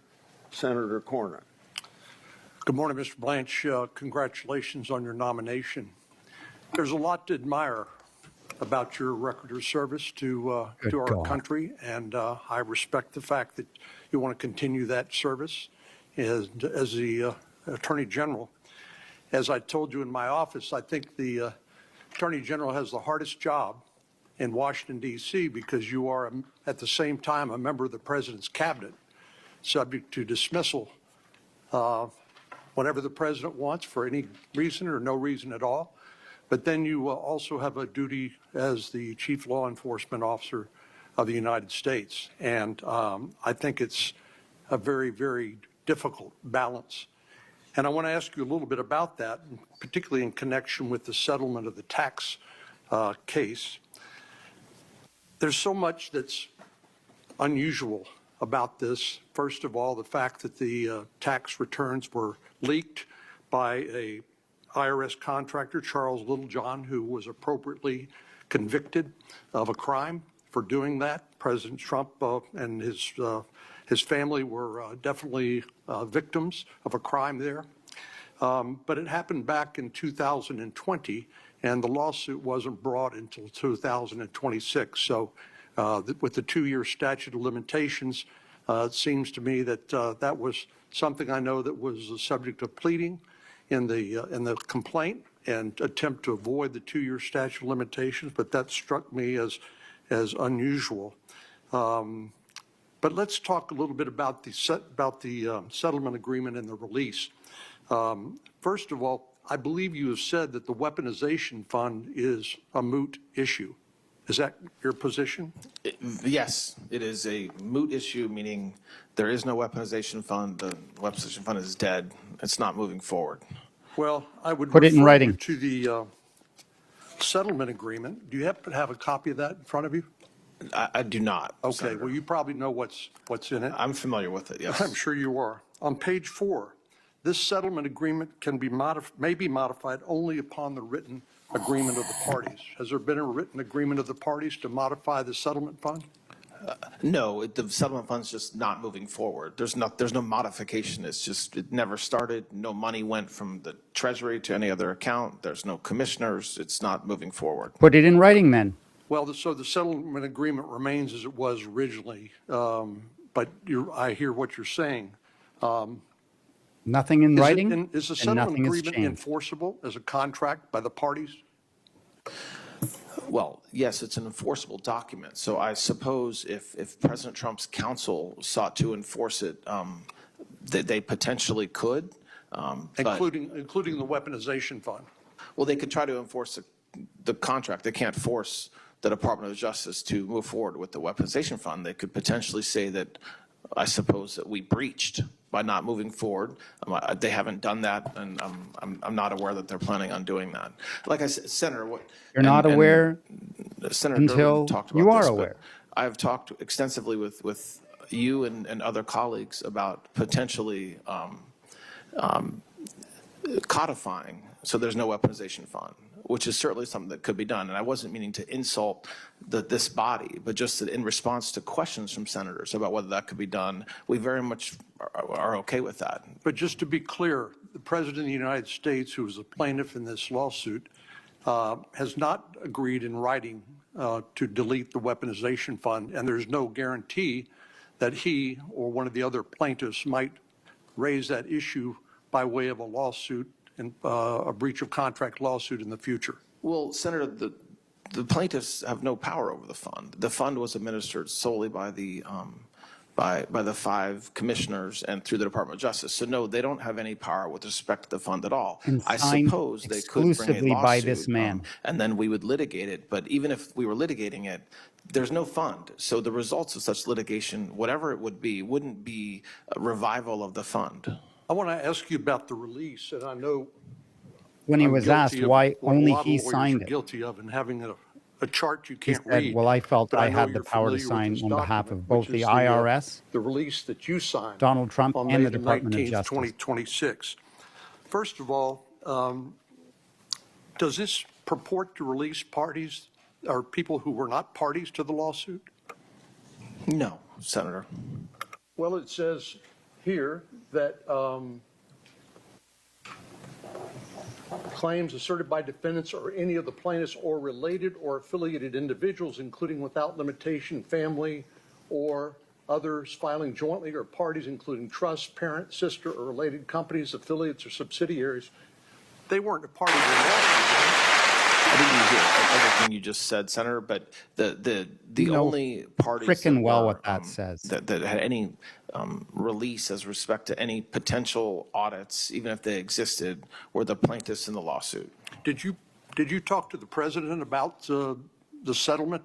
He originally sued for $10 billion and settled for an apology and this weaponization fund and then the release of future liability for tax audits. Did you discuss it with him? No, I did not. He had outside counsel. I did not discuss it with his outside counsel either. It was done by other people in the office. And this was a lawsuit brought. Can I qualify that? Sure. After, when we determined not to move forward, as the president has said, that's the only time that he and I had any conversations about this at all, was after, when it was dead, when we said we're not moving forward. And this lawsuit was brought against the IRS and Treasury, yet this release purports to apply to defendants or other agencies or departments. So does this release apply to, let's say, a investigation by the Security and Exchange Commission or some other federal agency? No, that's the standard language that we use when we enter into settlements between plaintiffs and the IRS. But no, it doesn't bind. It's issued by me because statutes require and authorize me to do that, as opposed to other cabinet members. And in this case, it binds only the IRS and, by extension, the Treasury. Well, I hear what you're saying, but I certainly don't read that in the agreement. But let me turn, since I only have a few minutes left. Senator Grassley raised the issue of the mifepristone lawsuit. And just to be clear, you understand the difference between the morning after pill and mifepristone, don't you? Yes. And so mifepristone is a chemical abortion that can be administered up to 10 weeks of gestation. The length of gestation should be, according to the medical literature, confirmed by ultrasound or clinical assessment by a healthcare provider. And it's generally safe and effective according to the literature when used under medical guidance. But the problem is that President Biden's administration changed the Trump policy and allowed the administration of this abortion, chemical abortion drug, without any medical guidance whatsoever. And as you know, I've written a letter. Senator Tillis and I sent a letter yesterday. And what I would appreciate, I understand you can't necessarily talk too much about your litigation strategy in the case of Louisiana against FDA, but I would appreciate it if you would respond to this letter for the record about the intentions of the administration. If President Trump is the most pro-life president, this ought to be a pretty easy call because women are hurt as a result of side effects, heavy bleeding, prolonged potentially infection or sepsis, incomplete abortion, other complications when this is being sold through the mail or through online prescription. Will you do that for me? Yes, Senator, I will. Finally, let me just go back to the, in the 50 seconds I have, go back to this release. This purports to release lawfare or weaponization and/or weaponization. Those aren't legal terms of art, are they? I think they are just legal terms of art. They're not, there's not Have any, they been defined in any case or any statute? not that I'm aware of, no. So they're not a legal term of art. Well, I think that the terms have been used by the legal community and by people within government, but no, I'm not sure that they're in Black's Law Dictionary. So for we don't example. know what that covers. Well, I think it depends on the circumstances of the facts presented as to whether it covers. So, As to what it covers, sorry. Thank you very much, Mr. Chair. Mr. Blanche, after both the assassination of Melissa Hortman, our former Speaker of the House, and after the Annunciation school shooting in which 20 people were gunned down through stained glass windows, federal law enforcement, as you and I discussed in my office a few weeks ago, work cooperatively with state and local. And we also know that they've worked together on the important work going on in the U.S. Attorney's Office in Minnesota with regard to fraud and the ongoing fraud investigation. And I know we have your commitment to continue giving resources for that investigation. Is that correct? Yes, absolutely. Yes. Thank you. So we also discussed my concern about the lack of cooperation we saw after the horrific killings of Renee Good and Alex Preddy, with the federal government refusing to cooperate with state law enforcement for months, blocking Minnesota investigators from accessing the scene of Alex's death, even though they had a judicial warrant. They also failed to secure, according to news reports, failed to secure and process the scene, failed to process Renee Good's car for evidence. When we met a few weeks ago at length, I asked you to ensure full cooperation, and I appreciated that the department shared evidence with state investigators early this week. Will you commit to continued information sharing between federal and state investigators in these cases, as well as with regard to the recent shootings in Texas and Maine? I expect that these investigations should be run as every investigation of similar kinds. And so that necessarily includes working with state and locals in the appropriate way. I think that the definition of full cooperation can be disputed, but I very much expect that whether it's the Inspector General or the U.S. Attorney's Office or the FBI or who's ever on the federal side of the investigation, where appropriate, to work with state and locals. I think a lot of the news reporting that you referenced is actually not accurate with what has been happening since the unfortunate events several months ago. Okay, but that aside, we've seen these recent shootings in Maine and the reactions of the communities understandably concerned, as well as Texas. And I think that people are going to want accountability in these cases. And one of the things that doesn't get as much attention is the non-death cases. The Hmong elder pulled out of his house in Minnesota in his underwear and Crocs in 10 below zero weather. And as the nation's chief law enforcement official, do you agree that it is unacceptable for federal agents to forcibly enter someone's home without a warrant and drag them onto the street without even checking that they have the right person? Well, it depends on the circumstances, as you know. I mean, yes, obviously, law enforcement agents need a warrant to enter a house, except for limited exceptions to that. So yes, we very much believe in the constitutional protections afforded American citizens. The same protections are not afforded people who are here illegally. So it's not a black and white answer where I can say yes or no. But yes, I very much expect the law to be followed by our law enforcement agents. So since the Civil War, along those lines, federal law has made it clear that the president does not have the authority to deploy armed federal officials to election sites.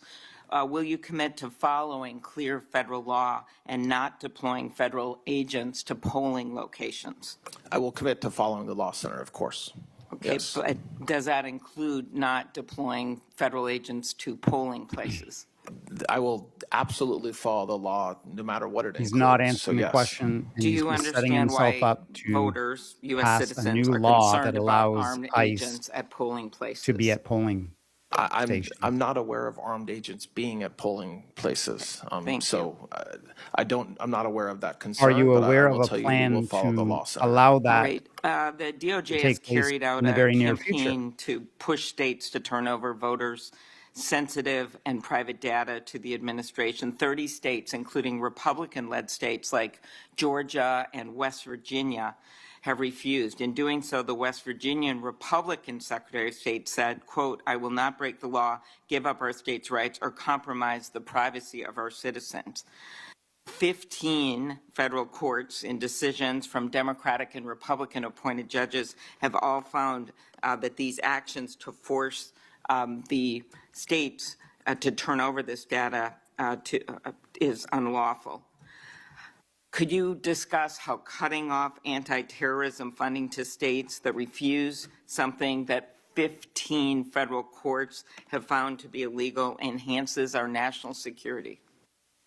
So those cases are still being litigated, so I can't talk specifically about the cases that you mentioned, but overall, what I will say, Senator, is that election integrity is extraordinarily important to this administration. It's important to this body. And so to the extent that the work that we're doing is to make sure that we have fair and honest elections, that the only people voting are the people who are eligible to vote, and that they're only voting once, that's important. If secure elections is important, how does stopping the long-standing practice of critical information sharing and scenario planning between the DOJ, other federal agencies, and state and local election officials promote election security? We're not doing Because we have heard from our own Secretary of State that Steve Simon that the standard briefings trainings have not happened.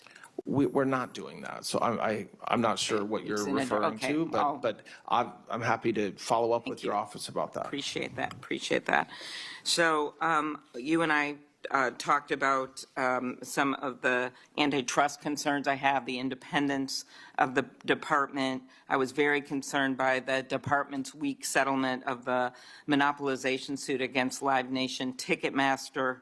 Do you believe that this settlement was good for consumers? And if so, then why didn't there was another case, of course, that the state attorney general's brought that is going to result in much better protections for consumers. Why didn't the DOJ join them, stay in that suit?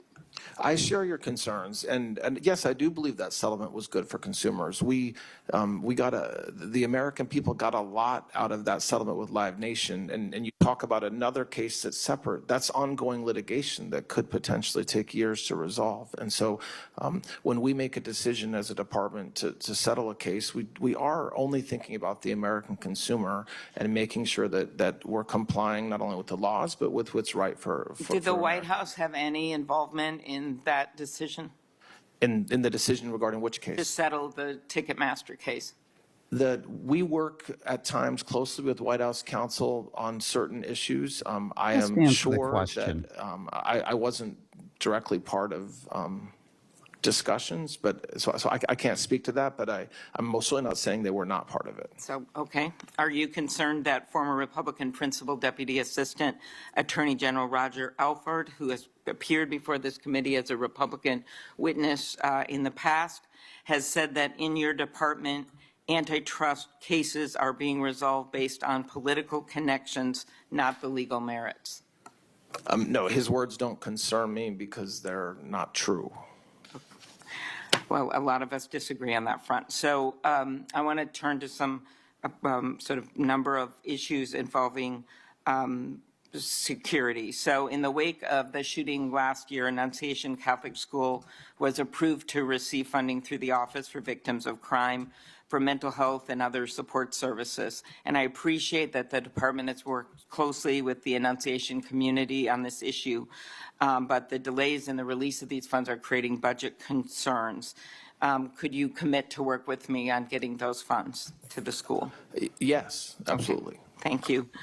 The president's most recent budget reduces COPS office funding by nearly $500 million, eliminates the Stop School Violence program that I championed with Senator Hatch. He was the lead on it.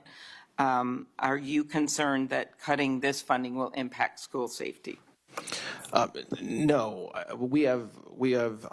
understand the question. I fully expect that the grants that ultimately are included in the budget that's passed will make sure that we're providing appropriate funds to our communities so that they can continue their good work. I have concerns about, and I've heard this from several law enforcement and domestic violence groups, about the DOJ plan to consolidate the COPS program, HIDA program, Office on Violence Against Women. And why do you think this will be helpful? Because we believe that they have very different functions. I agree with you. That's not what we're doing. There will still be 3 separate functions. What we're doing is consolidating above them to one group so that the application process is smoother and easier for grantees to do their work, and also so that internally some of the bureaucracy that was involved in having 3 separate bureaucratic streams doing the same work, even though you're right, the underlying programs serve different functions, was not efficient, so we're making that efficient. And I'll follow up with you with some of the domestic violence grants, and also just want to mention the continued enforcement under the Take It Down Act that Senator Cruz and I passed, and how important that is going forward. Thank you, Senator. Yes. Before I go to Senator Kennedy, I'd like to read a letter supporting the nominee from the National Association of Police Organizations. More than 1,000 police organizations and 250,000 law enforcement officers nationwide are represented by this letter. Quote, Mr. Blanche has proven his commitment to the rule of law and a fair and impartial justice system. As Deputy Attorney General and later Acting Attorney General, he has built a strong partisanship with law enforcement enforcement community, from supporting the Department of Justice law enforcement assistance grant programs to working to ensure accountability within the Public Safety Officers Benefits Program. He is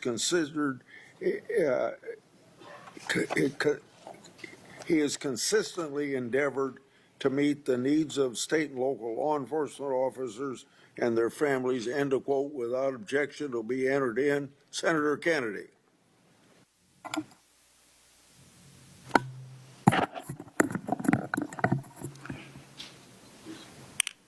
General, I assume that you consider yourself to be qualified to be the permanent Attorney General. Is that right? Yes, Senator. I've read your resume. We all have. You don't need to comment on this, but it just seems to me that no fair-minded person could conclude that you're not qualified. You spent a long time with the department. You spent a long time in private practice. So the opposition of my Democratic friends must be based on something else. How about reality? Are you and President Trump friends? I'm his lawyer, was his lawyer, and now I'm the Deputy Attorney General. So I met him as his criminal defense attorney. I'm not sure there's very many people who have ever had a criminal defense attorney who calls that person their friend. I now have a. Well, let me put it this way. Are you enemies? No, we're not enemies at all. No. Have you ever seen a president of the United States appoint an enemy to be attorney general? I have not. Usually they appoint their qualified friends, don't they? Yes, I mean, one president appointed his brother, right? he did, Senator. And I can think of another president who appointed his former law partner. Is that right? It is correct. Okay. And now we have a president who appointed his Are you personal criminal responsible lawyer. for all the president's decisions? No, Senator, I'm not. I mean, does the president get up in the morning and give you a call first thing and say, Todd, tell me what I ought to do today? He does not. Okay. Does he ever ask your opinion on actions he should take? Yes, Do you tell him the truth? every time. Have you ever disagreed with him? Yes, Oh, give us some And have examples. you ever disagreed with him and he did it anyway? yes, And did you go call a press conference and announce that the president made a bad decision? absolutely not. That's not what attorneys general do, Correct. okay? Attorneys general don't do what Todd Blanche Has has he been ever doing asked you to for do the anything past illegal? No, 3 months. Would or you so. do it if he asked you? absolutely not. Okay. They don't defraud the American people for $10 billion and get sanctioned How many by the judge pages for of the the so-called federal Epstein district files court for the Southern has the District of department Florida. released? Nearly 3 million. How many more pages are there? That are responsive, we're not aware of any. How about that in the department's opinion are not responsive? That is Well, a from lie. what we He's collected, contradicting about himself. 3 million that were just nothing to do with Jeffrey Epstein or the case at all. Okay. Why don't you just release everything? Just let it rip. Well, that would be against the law. Why? Because the only reason we could release the 3 million we did is because of the Epstein Transparency Act. There are federal laws that prohibit the release of case files, and the Epstein Transparency Act was very explicit and specific about what could be and should be released. Other than to himself. Well, first, we can agree, can we not, that Mr. Epstein was a pig? Yes. And Trump's best Other friend for than to 15 years, himself, admitted by Trump. who, if anyone else, did Mr. Epstein traffic young women to? There's from what we learned, from what we know. So when we know, I mean, what's in the FBI files and what's in the DOJ files, we Yes. did not identify evidence. And by we, I mean career prosecutors, not me, not my leadership, but career prosecutors in New York and career prosecutors in Florida who worked this case hard, did identify other participants, some of whom, as has been discussed, were also victims themselves of Mr. Epstein. But we did not have evidence, as of now, of other men who were that were trafficked, that Epstein helped traffic. That does not mean it didn't happen, and I want to be clear about that. It just means that we have evidence that the FBI gathered and that the Department of Justice gathered, and that's the body of work that we have to work with, which is why I said earlier, if there's anybody out there, victim or otherwise, that has information, I beg them to come forward. Okay. Yet other men from around the world are being Did, indicted, losing their Did titles, Jack Smith being read fired my emails? because of their involvement with the Epstein. I'm not sure, Senator. I don't know. Would you check for me? We will check, Senator, yes. Yeah. Sure he will. I think he read Senator Grassley's emails. How did he how can someone at the Department of Justice get Senator Grassley's emails without probable cause? There are checks in place that should make it extraordinarily difficult for a prosecutor to collect and review a senator's emails or a congressman's emails or a lawyer's emails or other folks that have privilege protections associated with their communications. And those checks and balances should always be used. But Mr. Smith just ignored them? I cannot speak for Mr. Smith, Senator. Would you check for me first if he read my emails? And We will check. Number two, how he got them. And number three, I don't mean to single out my friend Senator Grassley, but what emails did he get of Senator Grassley? And I mean, what were they limited to, if at all? You know, did he get emails of Senator Grassley talking about his corn harvest and all of that? And who did he share them with? Do you know if Mr. Smith shared my emails with Attorney General Garland? I do not know. Can you check for me?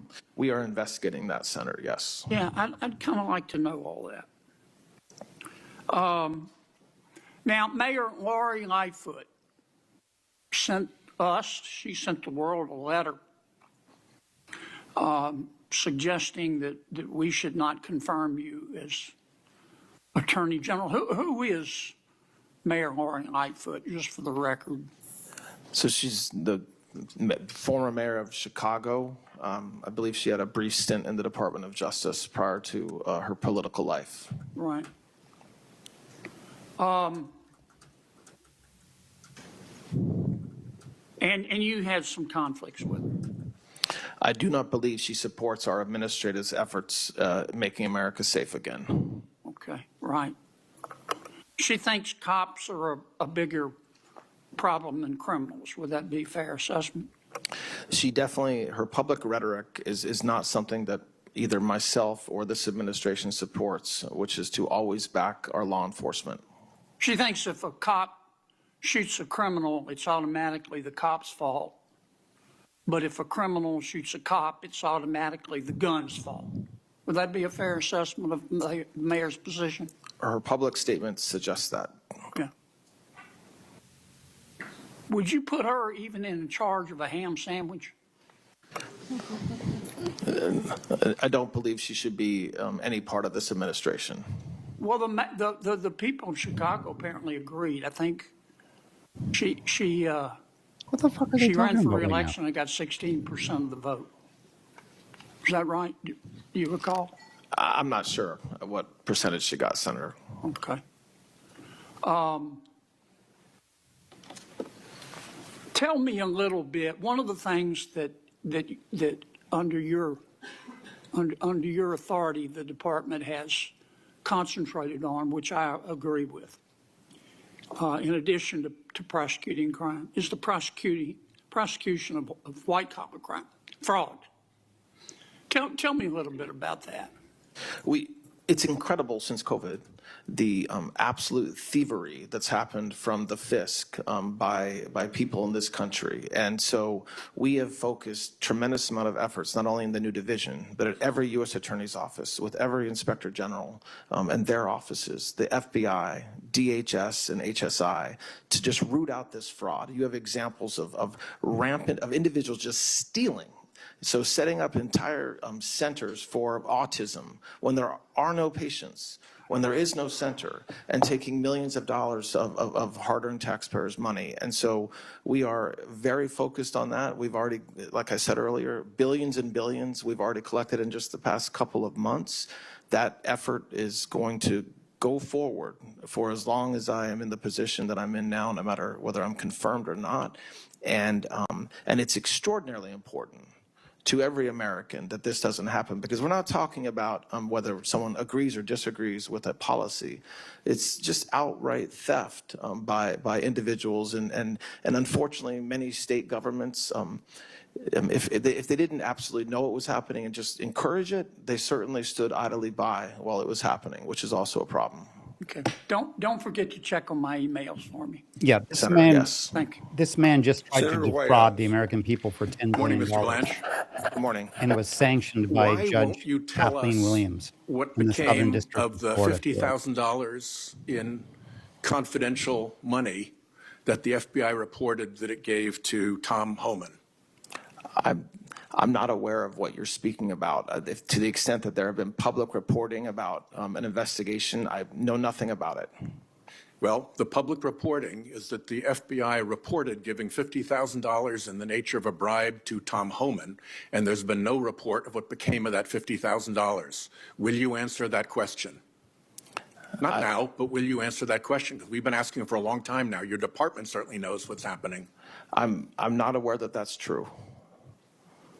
Well, That's take a ridiculous. look at it. Then he should just resign. And it's publicly reported, and the FBI reported it, and you should answer the question. That's not the only one. Here's a list of unanswered questions that I have just asked. I don't know how it is that the chairman thinks that you've cooperated with the committee or that you've been transparent with the committee. That is not my experience. You said earlier that you welcome our questions. Great. Answer our questions. That's the real point. Where we've failed to get answers to our oversight questions, we've actually had to revert to the Freedom of Information Act, the general law of government transparency, to try to get answers from the Department of Justice. Here's how we did. Not well. We have this stack of questions that you haven't answered in the nature of oversight. We have this stack of FOIA requests that you haven't answered. And I think it's important for us to believe that you actually take seriously your constitutional oversight responsibilities in order to confirm you, that you actually take seriously your obligations to this committee, irrespective of party, majority or minority, in order to confirm you. So I will ask before we get to a vote on this that you take a look at these and get us answers. Where we have had answers, Mr. Blanche, they have not been informative. They have been blow-offs. So let's move on to Trump versus IRS. Our research indicates that senior DOJ officials have never in the history of the department before faced a judicial inquiry into a fraud on the court participated in by the Department of Justice. That was the inquiry opened in Florida. The question about fraud on the court committed by the Department of Justice remains open in the judge's decision. Pay close attention to this. What she did find.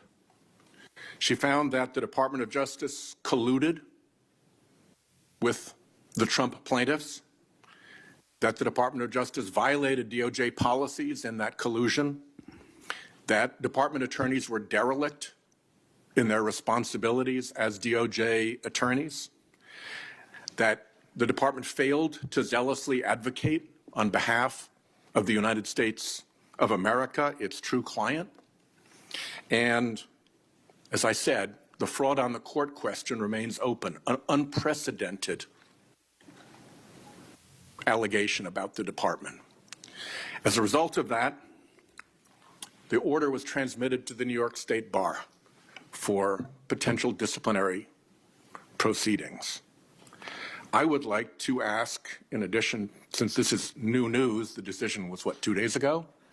I would like to ask that you say to us that you will be willing to provide all of the documents and communications between the Department of Justice and the Trump plaintiffs in that matter.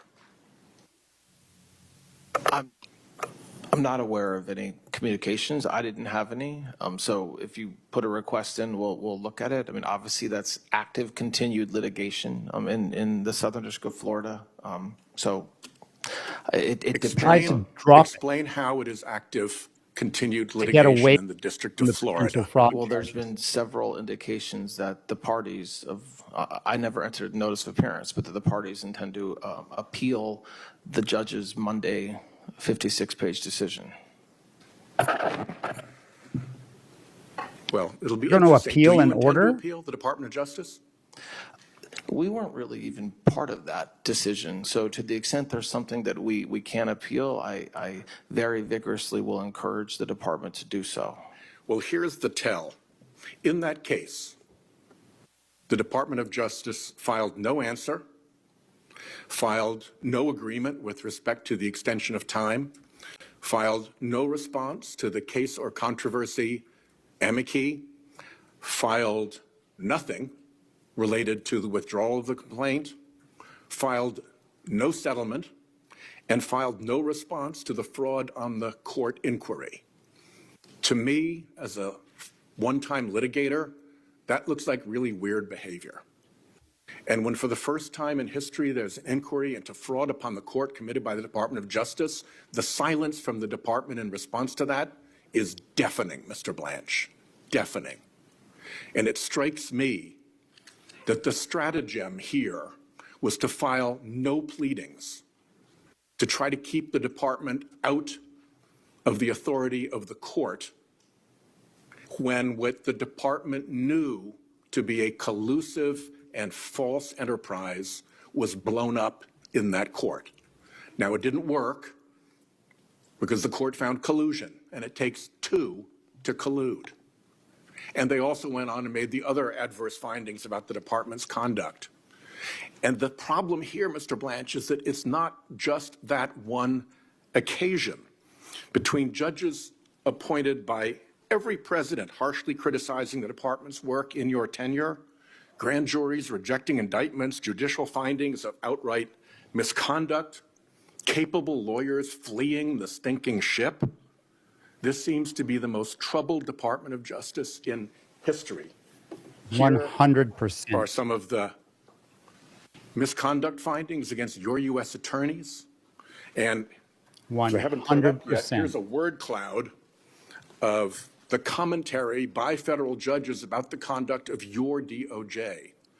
These are red flag words that when I was a U.S. attorney would have provoked at minimum an internal conversation about what the hell went wrong, and very likely a conversation with OPR and maybe OPR pursuit.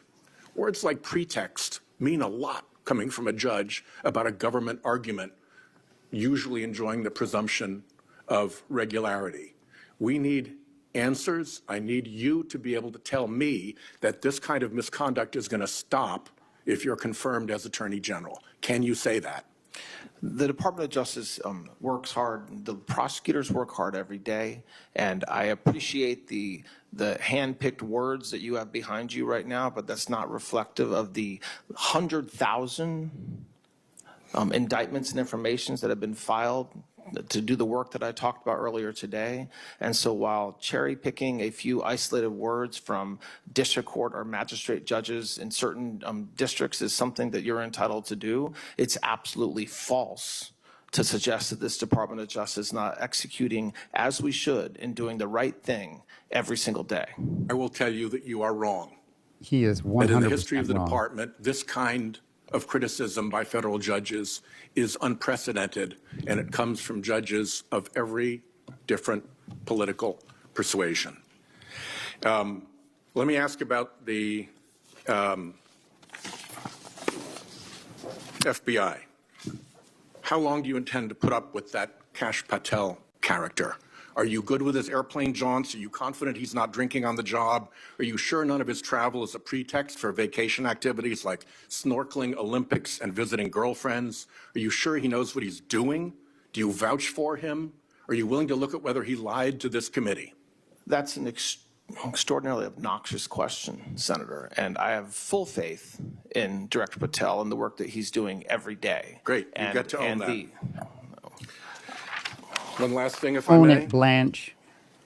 You have refused to exclude Mob January 6 lawyer. rioters from your anti-weaponization fund. You have refused to put in writing that the slush fund is dead. Indeed, you signaled to allies that payouts are still on track. You have vacated seditious conspiracy convictions against members of the Proud Boys and Oath Keepers. You hired January 6th rider Jared Wise, who had urged the mob to kill police officers. You scrubbed press releases about January 6th prosecutions and called the releases partisan propaganda. You denied that Trump encouraged any violence on January 6th. You've cleaned house of every attorney who worked on a case related to Trump, and you've bragged that bringing justice for violent rioters meant that every one of them was either pardoned or had their sentence commuted. I hope that our colleagues who are concerned about what happened on January 6th take that into account. Thank you. Would you like to respond? I would. Almost everything the senator just said, and he's protected, he's allowed to lie, but almost everything he just said was absolutely false, okay? Starting with the fact that I have never said that any sort of violence against law enforcement is appropriate. I have never said that publicly. I have never said that in a speech, and I certainly do not believe it. We're looking at your I did not actions. hire the person referenced, and that is, again, something that just happens not to be true. When I talk about what happened with the convicted January 6 defendants, I talk about what President Trump did. He has the absolute right to pardon anybody for any reason he sees fit, and every one of them got pardoned or commuted. I am not celebrating that. It is a fact. And the fact that my department had to take action in response to those pardons by dismissing some cases is exactly what I have to do under the law, and it's what I did. So that the narrative that the senator just suggested and put on me as something I believe is absolutely not true. Since he accused me of lying personally, Mr. Chairman, let me ask that I put this series of concerns into a question for the record, and that you, under oath, one by one, tell me where there's a lie. I'm happy to do that. We'll get that to you. I'm happy to do that. Absolutely. Before I go to Senator Blackburn, since oversight was brought up and responsiveness of your department, I'd like to speak about how it was with the Biden Justice Department's non-responsiveness to my oversight letters. If the Biden Justice Department would have been remotely responsive, there wouldn't be such a backlog right now. So let's not pretend for a minute the last administration was a benchmark of responsiveness, and this administration, to its credit, if they were, has Trump been would more be in jail. responsive. I talked about in my opening statement 43,000 pages of documents that you have released compared to a lot less in the previous administration. Senator Blackburn. Thank you, Mr. Chairman. Thank you for being with us today. Before I get to my questions, I would like to make you aware that when Ranking Member Durbin was chairman, in the last Congress, I tried repeatedly to subpoena the Epstein files so that we could get those banking records and those flight logs, and repeatedly that was blocked. So the Democrats at that point didn't want to know what was in the Epstein files until they lost the majority, and then they were hell-bent to get that. I also want to make certain that we get on the record that you and that DOJ has met with the following list of attorneys who represent victims, including many who have claimed that they've never had a meeting with DOJ. Now, here is this list: Sigrid McCauley, Jordan Merson, Gloria Allred, Eric Fidai, Alan Goldfarb, Daniel Kaiser, Miriam Meyer Wang, Glenn Neck, Adam Horowitz, Jack Scarola, Dennis Artie, Kevin Menser, Jill Greenfield, Julie Keys, David H. Brody, Robert Glassman, Kate L. Doniger, Andrew Villacastin, Brittany Henderson, Brad Edwards, Avron Robin, Neil Binder, David Flessig, Roberta Kaplan, Tasha Thompson. For the record, I do want to talk with you a little bit about Memphis and the Memphis Safe Task Force. We are so grateful. When you talk about a success, the work that has been done in Memphis in fighting crime, this is going to be a big part of President Trump's legacy and his commitment to Memphis. The commitment that has been made by his administration is something that Memphians and all West Tennesseans are incredibly grateful for. And this is something with President Trump, with Kash Patel, we started saying, please help us, and that call was answered. I brought the crime stats. We get the daily report from Memphis. 11,040 arrests have been made. And yesterday, there were 40 arrests. These included someone charged with second-degree murder, another with first-degree murder, aggravated child abuse, attempted rape, and aggravated assault. There have been nearly 2,000 firearms that have been seized, and there have been 155 children that have been recovered. The stats here tell the story. You, President, Director Patel, and the agencies that are there working with our governor, state agencies, the Memphis mayor, the Memphis police chiefs. This is the way to fight crime. And we are ever so grateful. And we want to be able to sustain and build on that. And I'd like for you to talk just a moment about Memphis and what lies ahead for Memphis and more broadly for other countries, other cities and counties that are focused on public safety. Thank you, Senator. What we have done, and by we, I don't mean the Department of Justice alone. I mean state and local partners, the National Guard, all of our federal agencies, DHS in Memphis should be a poster child for a lot of cities in this country. You have a city that had skyrocketing crime and restaurants that were out of business, storefronts that didn't exist, they were boarded up, and we came together. And you're right, it was President Trump working with you, working with the governor, working with our partners, and said, we're going to fix this. We're going to, just like we did in D.C., we're going to go into this city and we're going to arrest, I mean, amazingly, a very small percentage of Memphis's population was committing a very large percentage of the crimes. And so if you can focus on that small percentage, you're actually able to bring the crime stats down remarkably, which is exactly what we did. As far as what happens going forward, we keep on doing it.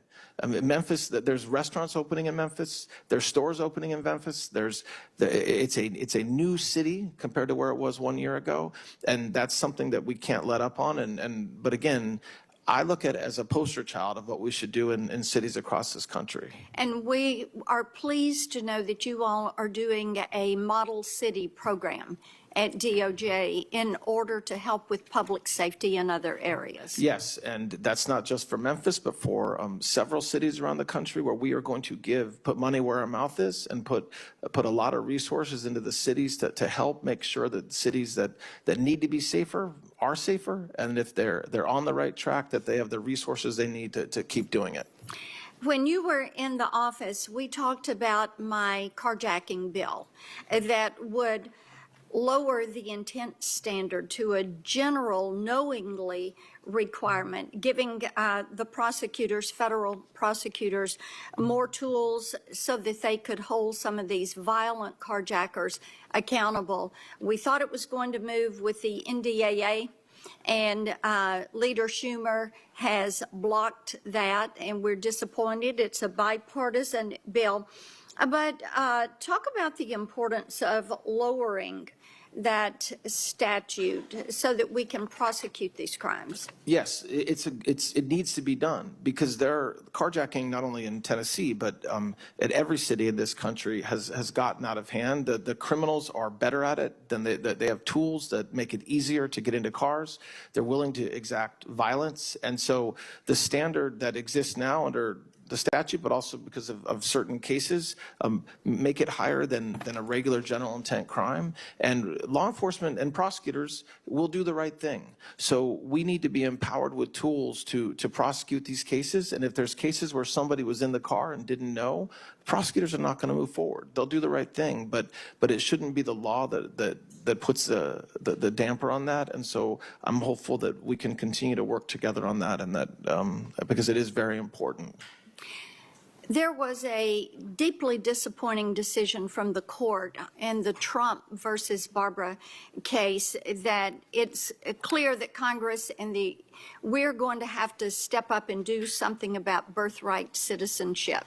And this is our opening. We know that birthright tourism is something that is taking place in our country. We know that during the first Trump administration, there was a good bit of evidence on this. I've had a ban birthright tourism bill that would block these 33,000 births a year from people who are circumventing our laws and coming here simply for the purpose of giving birth. It's primarily the Chinese, and it is also the Russian oligarchs that are exploiting this.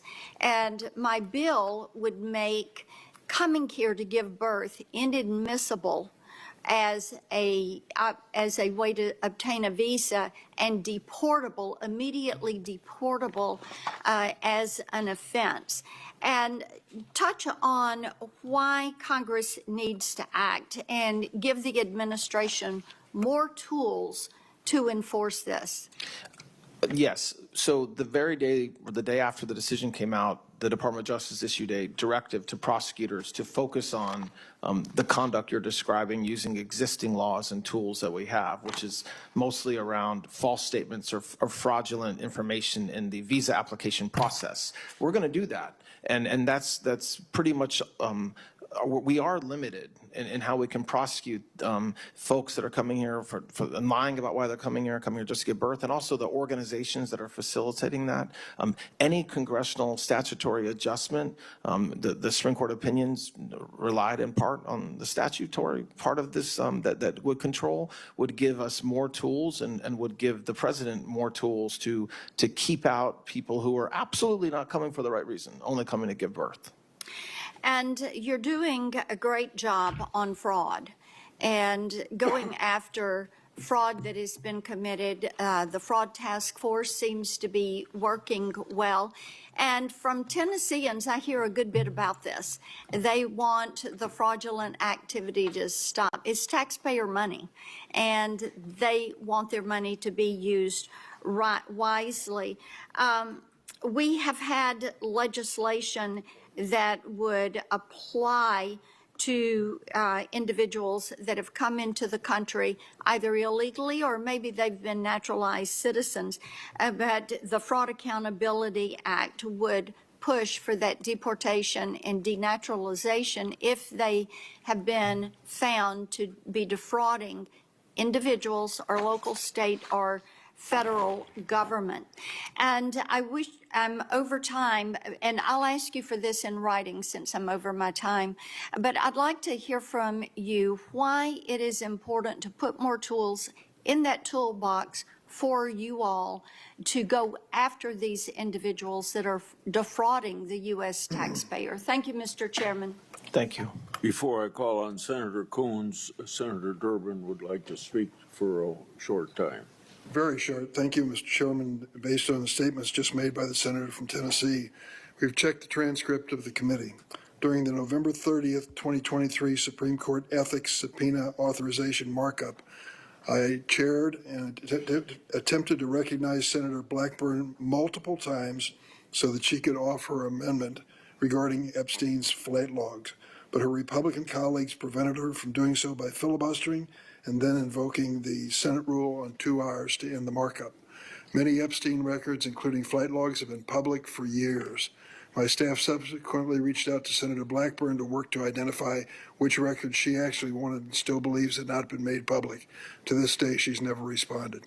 Mr. Chairman, since he mentioned my name, I have previously and will continue. There is video, there is a transcript, and Mr. Blanche, I'll be happy to forward that to you. Senator Coons. Thank you, Mr. Chairman, Ranking Member. Acting Attorney General Blanche, thank you for your service and for appearing here. And thank you to your family and to the men and women of the Department of Justice who work tirelessly to fight crime and to make our nation secure. I'm grateful for their service. I'm sorry that your schedule apparently didn't permit us to meet before this confirmation hearing, but I hope and expect we'll find time to meet soon after today. Absolutely. Thank you. As I consider your nomination, like all other nominations to similar cabinet positions, I need to know you're qualified to serve. You demonstrably are. That you have the policy views to serve well. We will discuss that today. And most importantly, in this role, that you have the independence to serve as the Attorney General for the American people. And that last question has troubled me the most.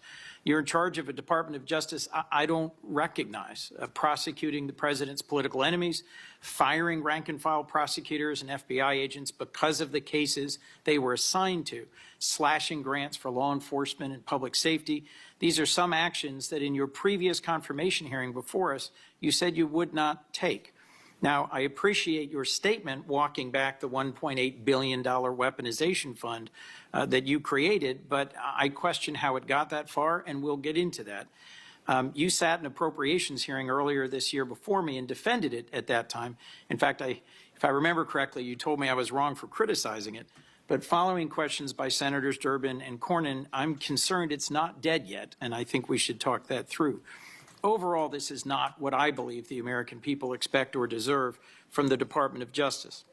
Having spent critical parts of January 6th in this room, taking shelter from the mob, I just wanted to open with some questions. How many people were convicted of assaulting law enforcement officers on January 6th? I believe around 120 approximately, but I could be off a few more. You are. I think it was The 170. answer is more than 200. And how many of those individuals had their sentences commuted or were pardoned by President Trump? President Trump either commuted or pardoned every defendant from the January 6 events. That's correct. And in this room right now and outside this room are Capitol Police officers protecting us in this hearing room. How many of them do you think might have friends or colleagues who were attacked by supporters of the president on January 6th?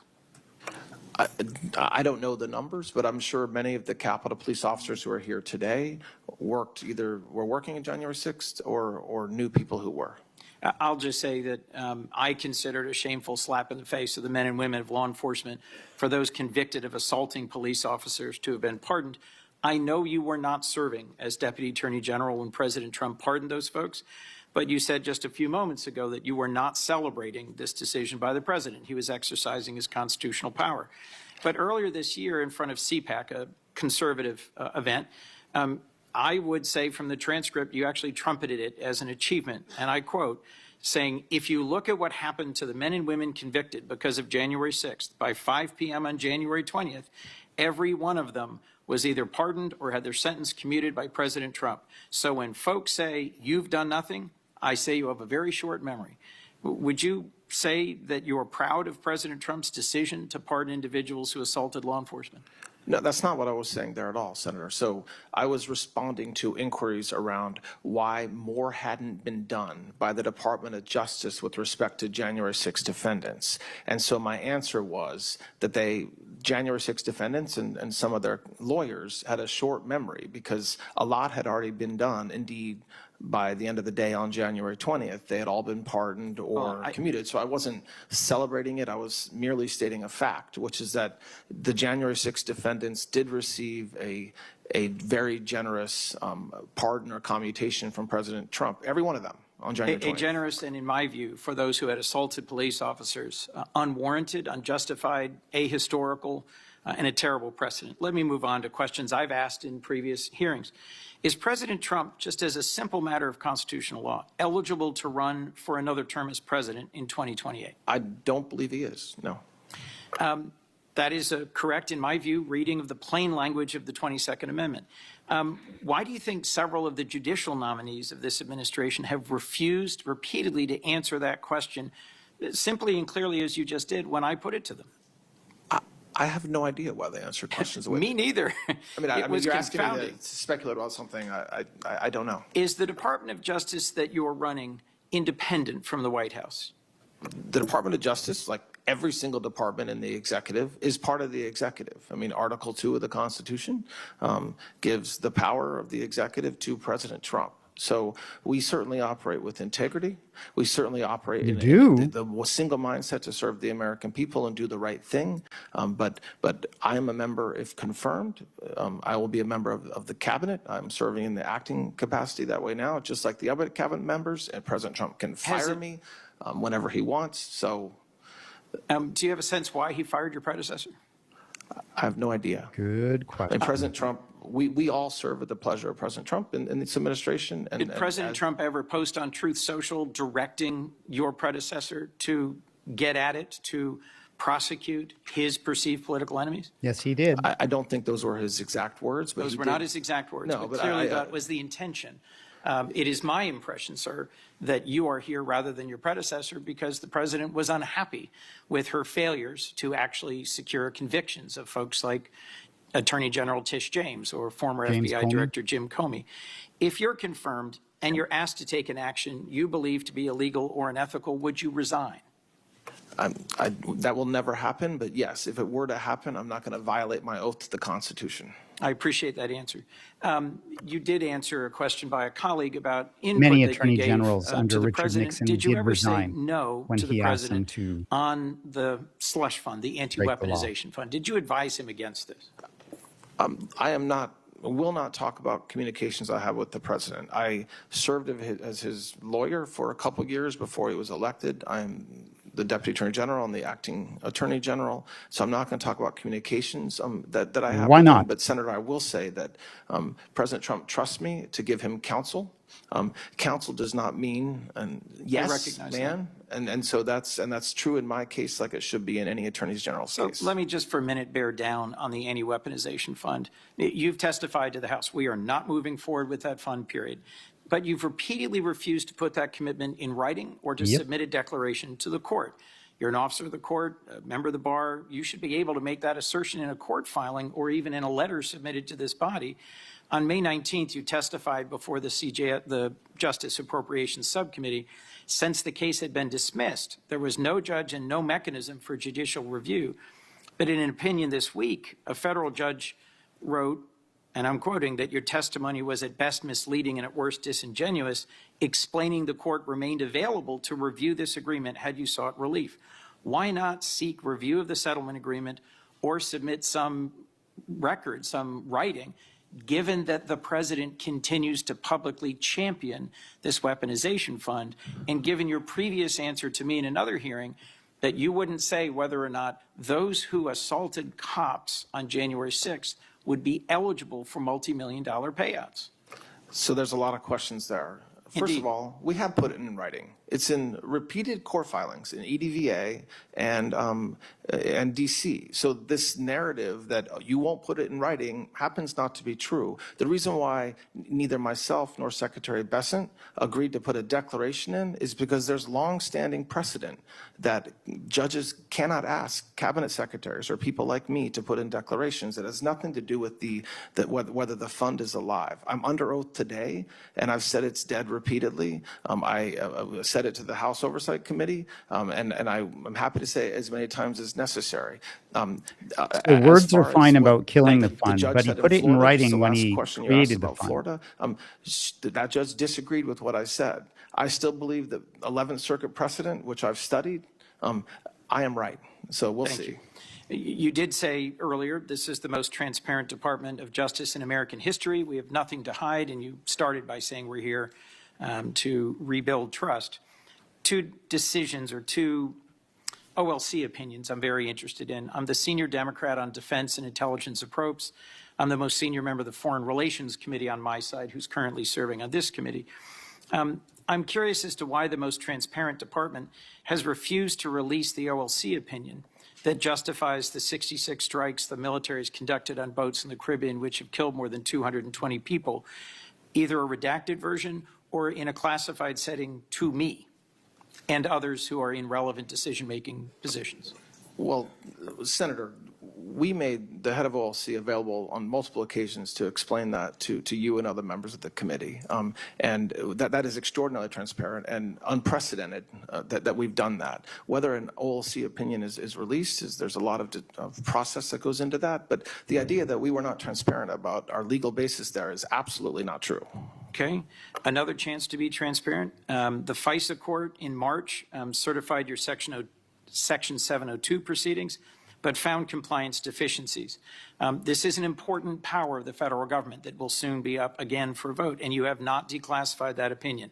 Senators Cotton and Warner, Republican and Democrat leads on intelligence, in April wrote the administration saying that they expected declassification of this March opinion within 2 weeks, yet it remains classified. You have a bipartisan request from the leadership of Intel. Will you declassify it or make it available to us? We'll continue to look at that. I agree with you that that's a very important issue, and we need 702 reauthorized. Thank you. Last question, if I could. The Safer Supervision Act is co-sponsored by Senators Lee, Cornyn, Tillis, and Langford, and it gives a path forward to making sure that federal probation and parole is more effective. We've discussed it before. Will you meet with me to talk about ways that this important criminal justice reform, supported by federal law enforcement, could move forward? I think that Please give a short answer to that. I think it's yes. Absolutely. I very much agree with what you're trying to do there, Senator. Thank you. Before I call on Senator Schmidt, and after Schmidt gets done questioning, we're going to take a 15-minute break, and that 15-minute break starts when you leave the chair and be back in at the 15th minute. Before then, I'd like to enter into the record for your supporting your nomination from 382,000 members of the National Fraternal Order of Peace.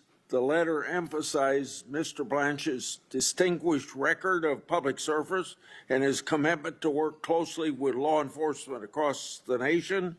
The letter states, quote, "We believe Mr. Blanche's leadership will help ensure that the Department of Justice remains focused on public safety, the rule of law, and providing unwavering support for the law enforcement professionals who risk their lives daily to protect our families," end of quote. Without objection, it'll be entered.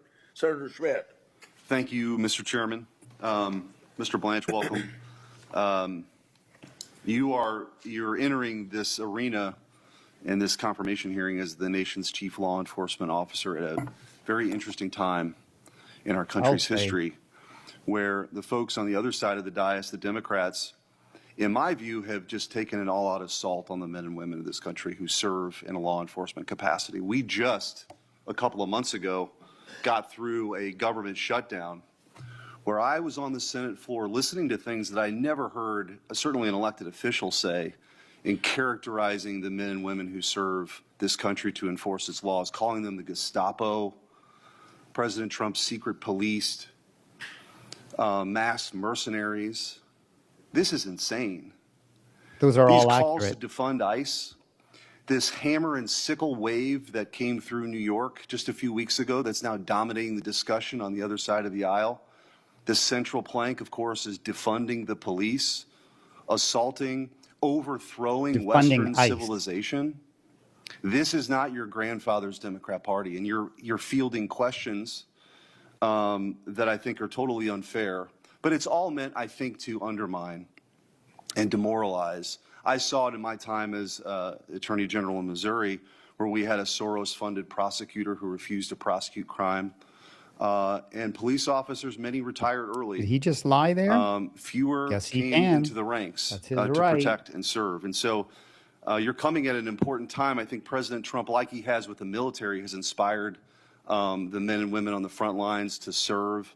You're helping, I think, restore that with your focus on violent crime, your focus on fraud. I heard one of my colleagues say that this is the most troubled Department of Justice in history. I happen to live through the previous administration where you had a Department of Justice completely weaponized against political opponents. They tried to throw their chief political opponent in jail, ruin his family's lives. You were his lawyer to see some of that, and I was with you in a courtroom in New York to witness that defense in one of those They cases. should have. Were aimed He's a against traitor. Catholics He's the in this only country man who happened to try attend a to traditional Catholic stage Latin a coup Mass. Went after against the parents American under the government. Patriot Act for showing up to school board meetings to object to critical race theory or the masking of their kids. We lived through Jack Smith, and the chairman has just revealed new revelations, of course, that he was reading text messages. By the way, Jack Smith testified under oath he didn't do that.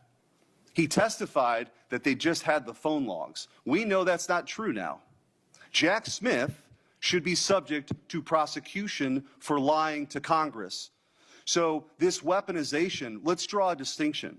When you go after your political opponents, that is a weaponization. When you hold people accountable who weaponize the justice system, that's not the same thing. So you have a very important job. I want to highlight a few things that you've done. This guy's in telegraphing your everything time the as Republicans want to acting do. Attorney General. Hopefully, as Attorney General, you're confirmed. You created the National Fraud Enforcement Division. I think this is very, very important. I think it's the tip of the iceberg, what we're seeing in Minneapolis, in California, and places that I think the work will continue. Carried out the largest healthcare fraud takedown in department history.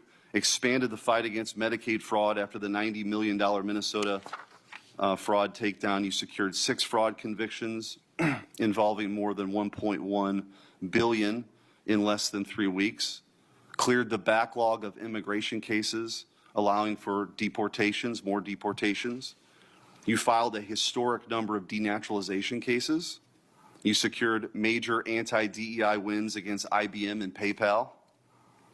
You ended the EEOC's racist disparate impact regime. You secured 450 years of prison time for Antifa members involved in the terrorist attacks against ICE. You prosecuted the Southern Poverty Law Center for celebrating secretly that. funneling millions of dollars to the KKK and neo-Nazis. One guy got 30 years for moving a box of magazines. That's a hell of a record in 100 days. That is a hell of a record. But more work continues. I want to talk about a few things that I'd like to, and I'm going to allow you to answer, to focus on. First, I think we have to break this sanctuary city scam, the system.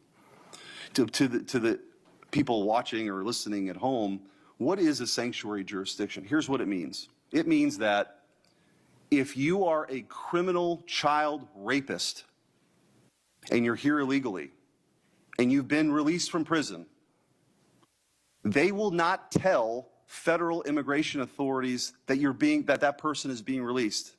They would rather have that individual, that monster, released into the community than be deported. That's how sick this regime is. And so we were able to secure in the ICE funding, I was able to secure in the ICE funding $350 million to clean up this mess, to allow ICE in those sanctuary jurisdictions to actually carry out those deportations. Sanctuary cities be damned. Sanctuary cities Will are a you use made-up every term. tool that you have in your toolbox to They go don't after exist. these sanctuary jurisdictions? I mean, absolutely. You just hit the nail on the head when you described one example, but there are thousands of examples of our law enforcement agents being put at risk because instead of going into a jail to arrest somebody or take somebody who's here illegally, even with a final order of deportation, that individual gets released in the community, and it puts everybody in the community at risk. It puts law enforcement at risk. It's not consistent with the law. And so, yes, I definitely pledge to you that we will do everything that we can at the department to combat that. The second one is to crush the machinery that converts illegal conduct into political power for the left. And I'm talking about the racial gerrymandering. Oh, but not for the right. No. The straw donations, foreign money, identity theft, fraudulent online contributions, the nonprofits that finance extremism while lying to their donors. Will you enforce the Constitution and Voting Rights Act against unlawful racial gerrymandering and investigate credible evidence of straw donations, foreign contributions, identity fraud, and other illegal activity through ActBlue or other fundraising platforms? Yes, of course, Senator, yes. Sounds like he's talking about Trump's Third, protect scam free speech from the regarding new the censorship 250th machine. Liberty Search engines determine what information celebrations. Americans find. We're more and more reliant on these things. App stores determine which platforms can reach the public. AI systems increasingly determine which claims are treated as true, false, respectable, extreme, or beyond discussion. Will you enforce a zero-tolerance policy for federal officials who pressure technology companies to suppress lawful speech and work with Congress to expose communications between federal agencies and the companies controlling search, social media, app distribution, and AI? Absolutely, yes, Senator. Thank you. I want to just give, for the 2.5 minutes I have left with my time, I guess give you an opportunity. You saw what happened to the Department of Justice under Merrick Garland and the dirtbag Jack Smith and under Joe Biden's regime. What lessons do you draw from that? The biggest one is that the Department of Justice belongs in the business of protecting our communities.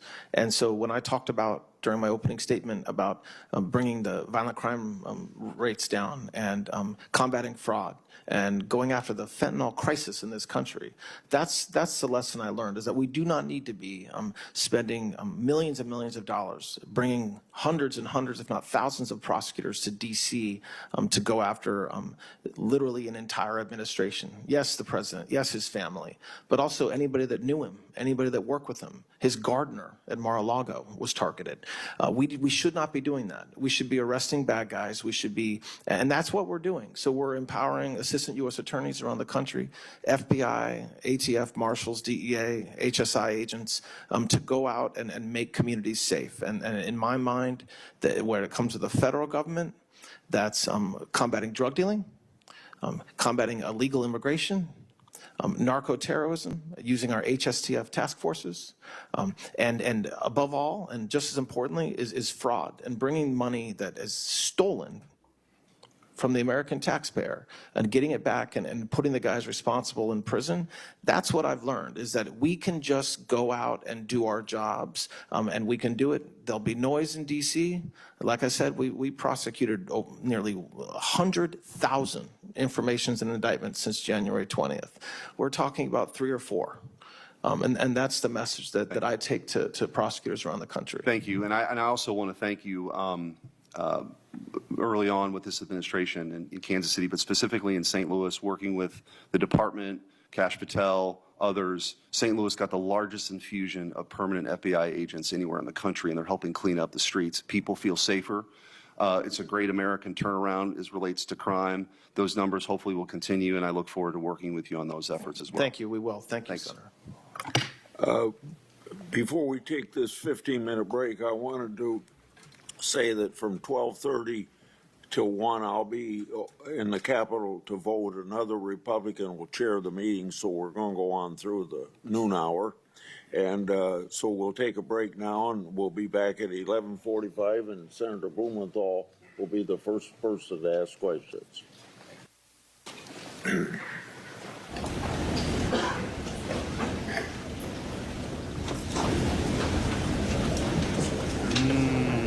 All right, ladies and gentlemen. Can we take a break? Come back? Pretty hungry. You're probably hungry too. All right. I will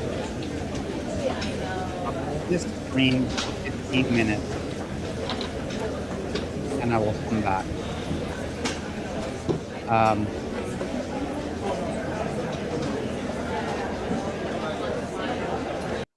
So, thanks so much for joining me, ladies and gentlemen. I'll see you in 15 minutes. Get something to eat, get something to drink. I'll see you soon.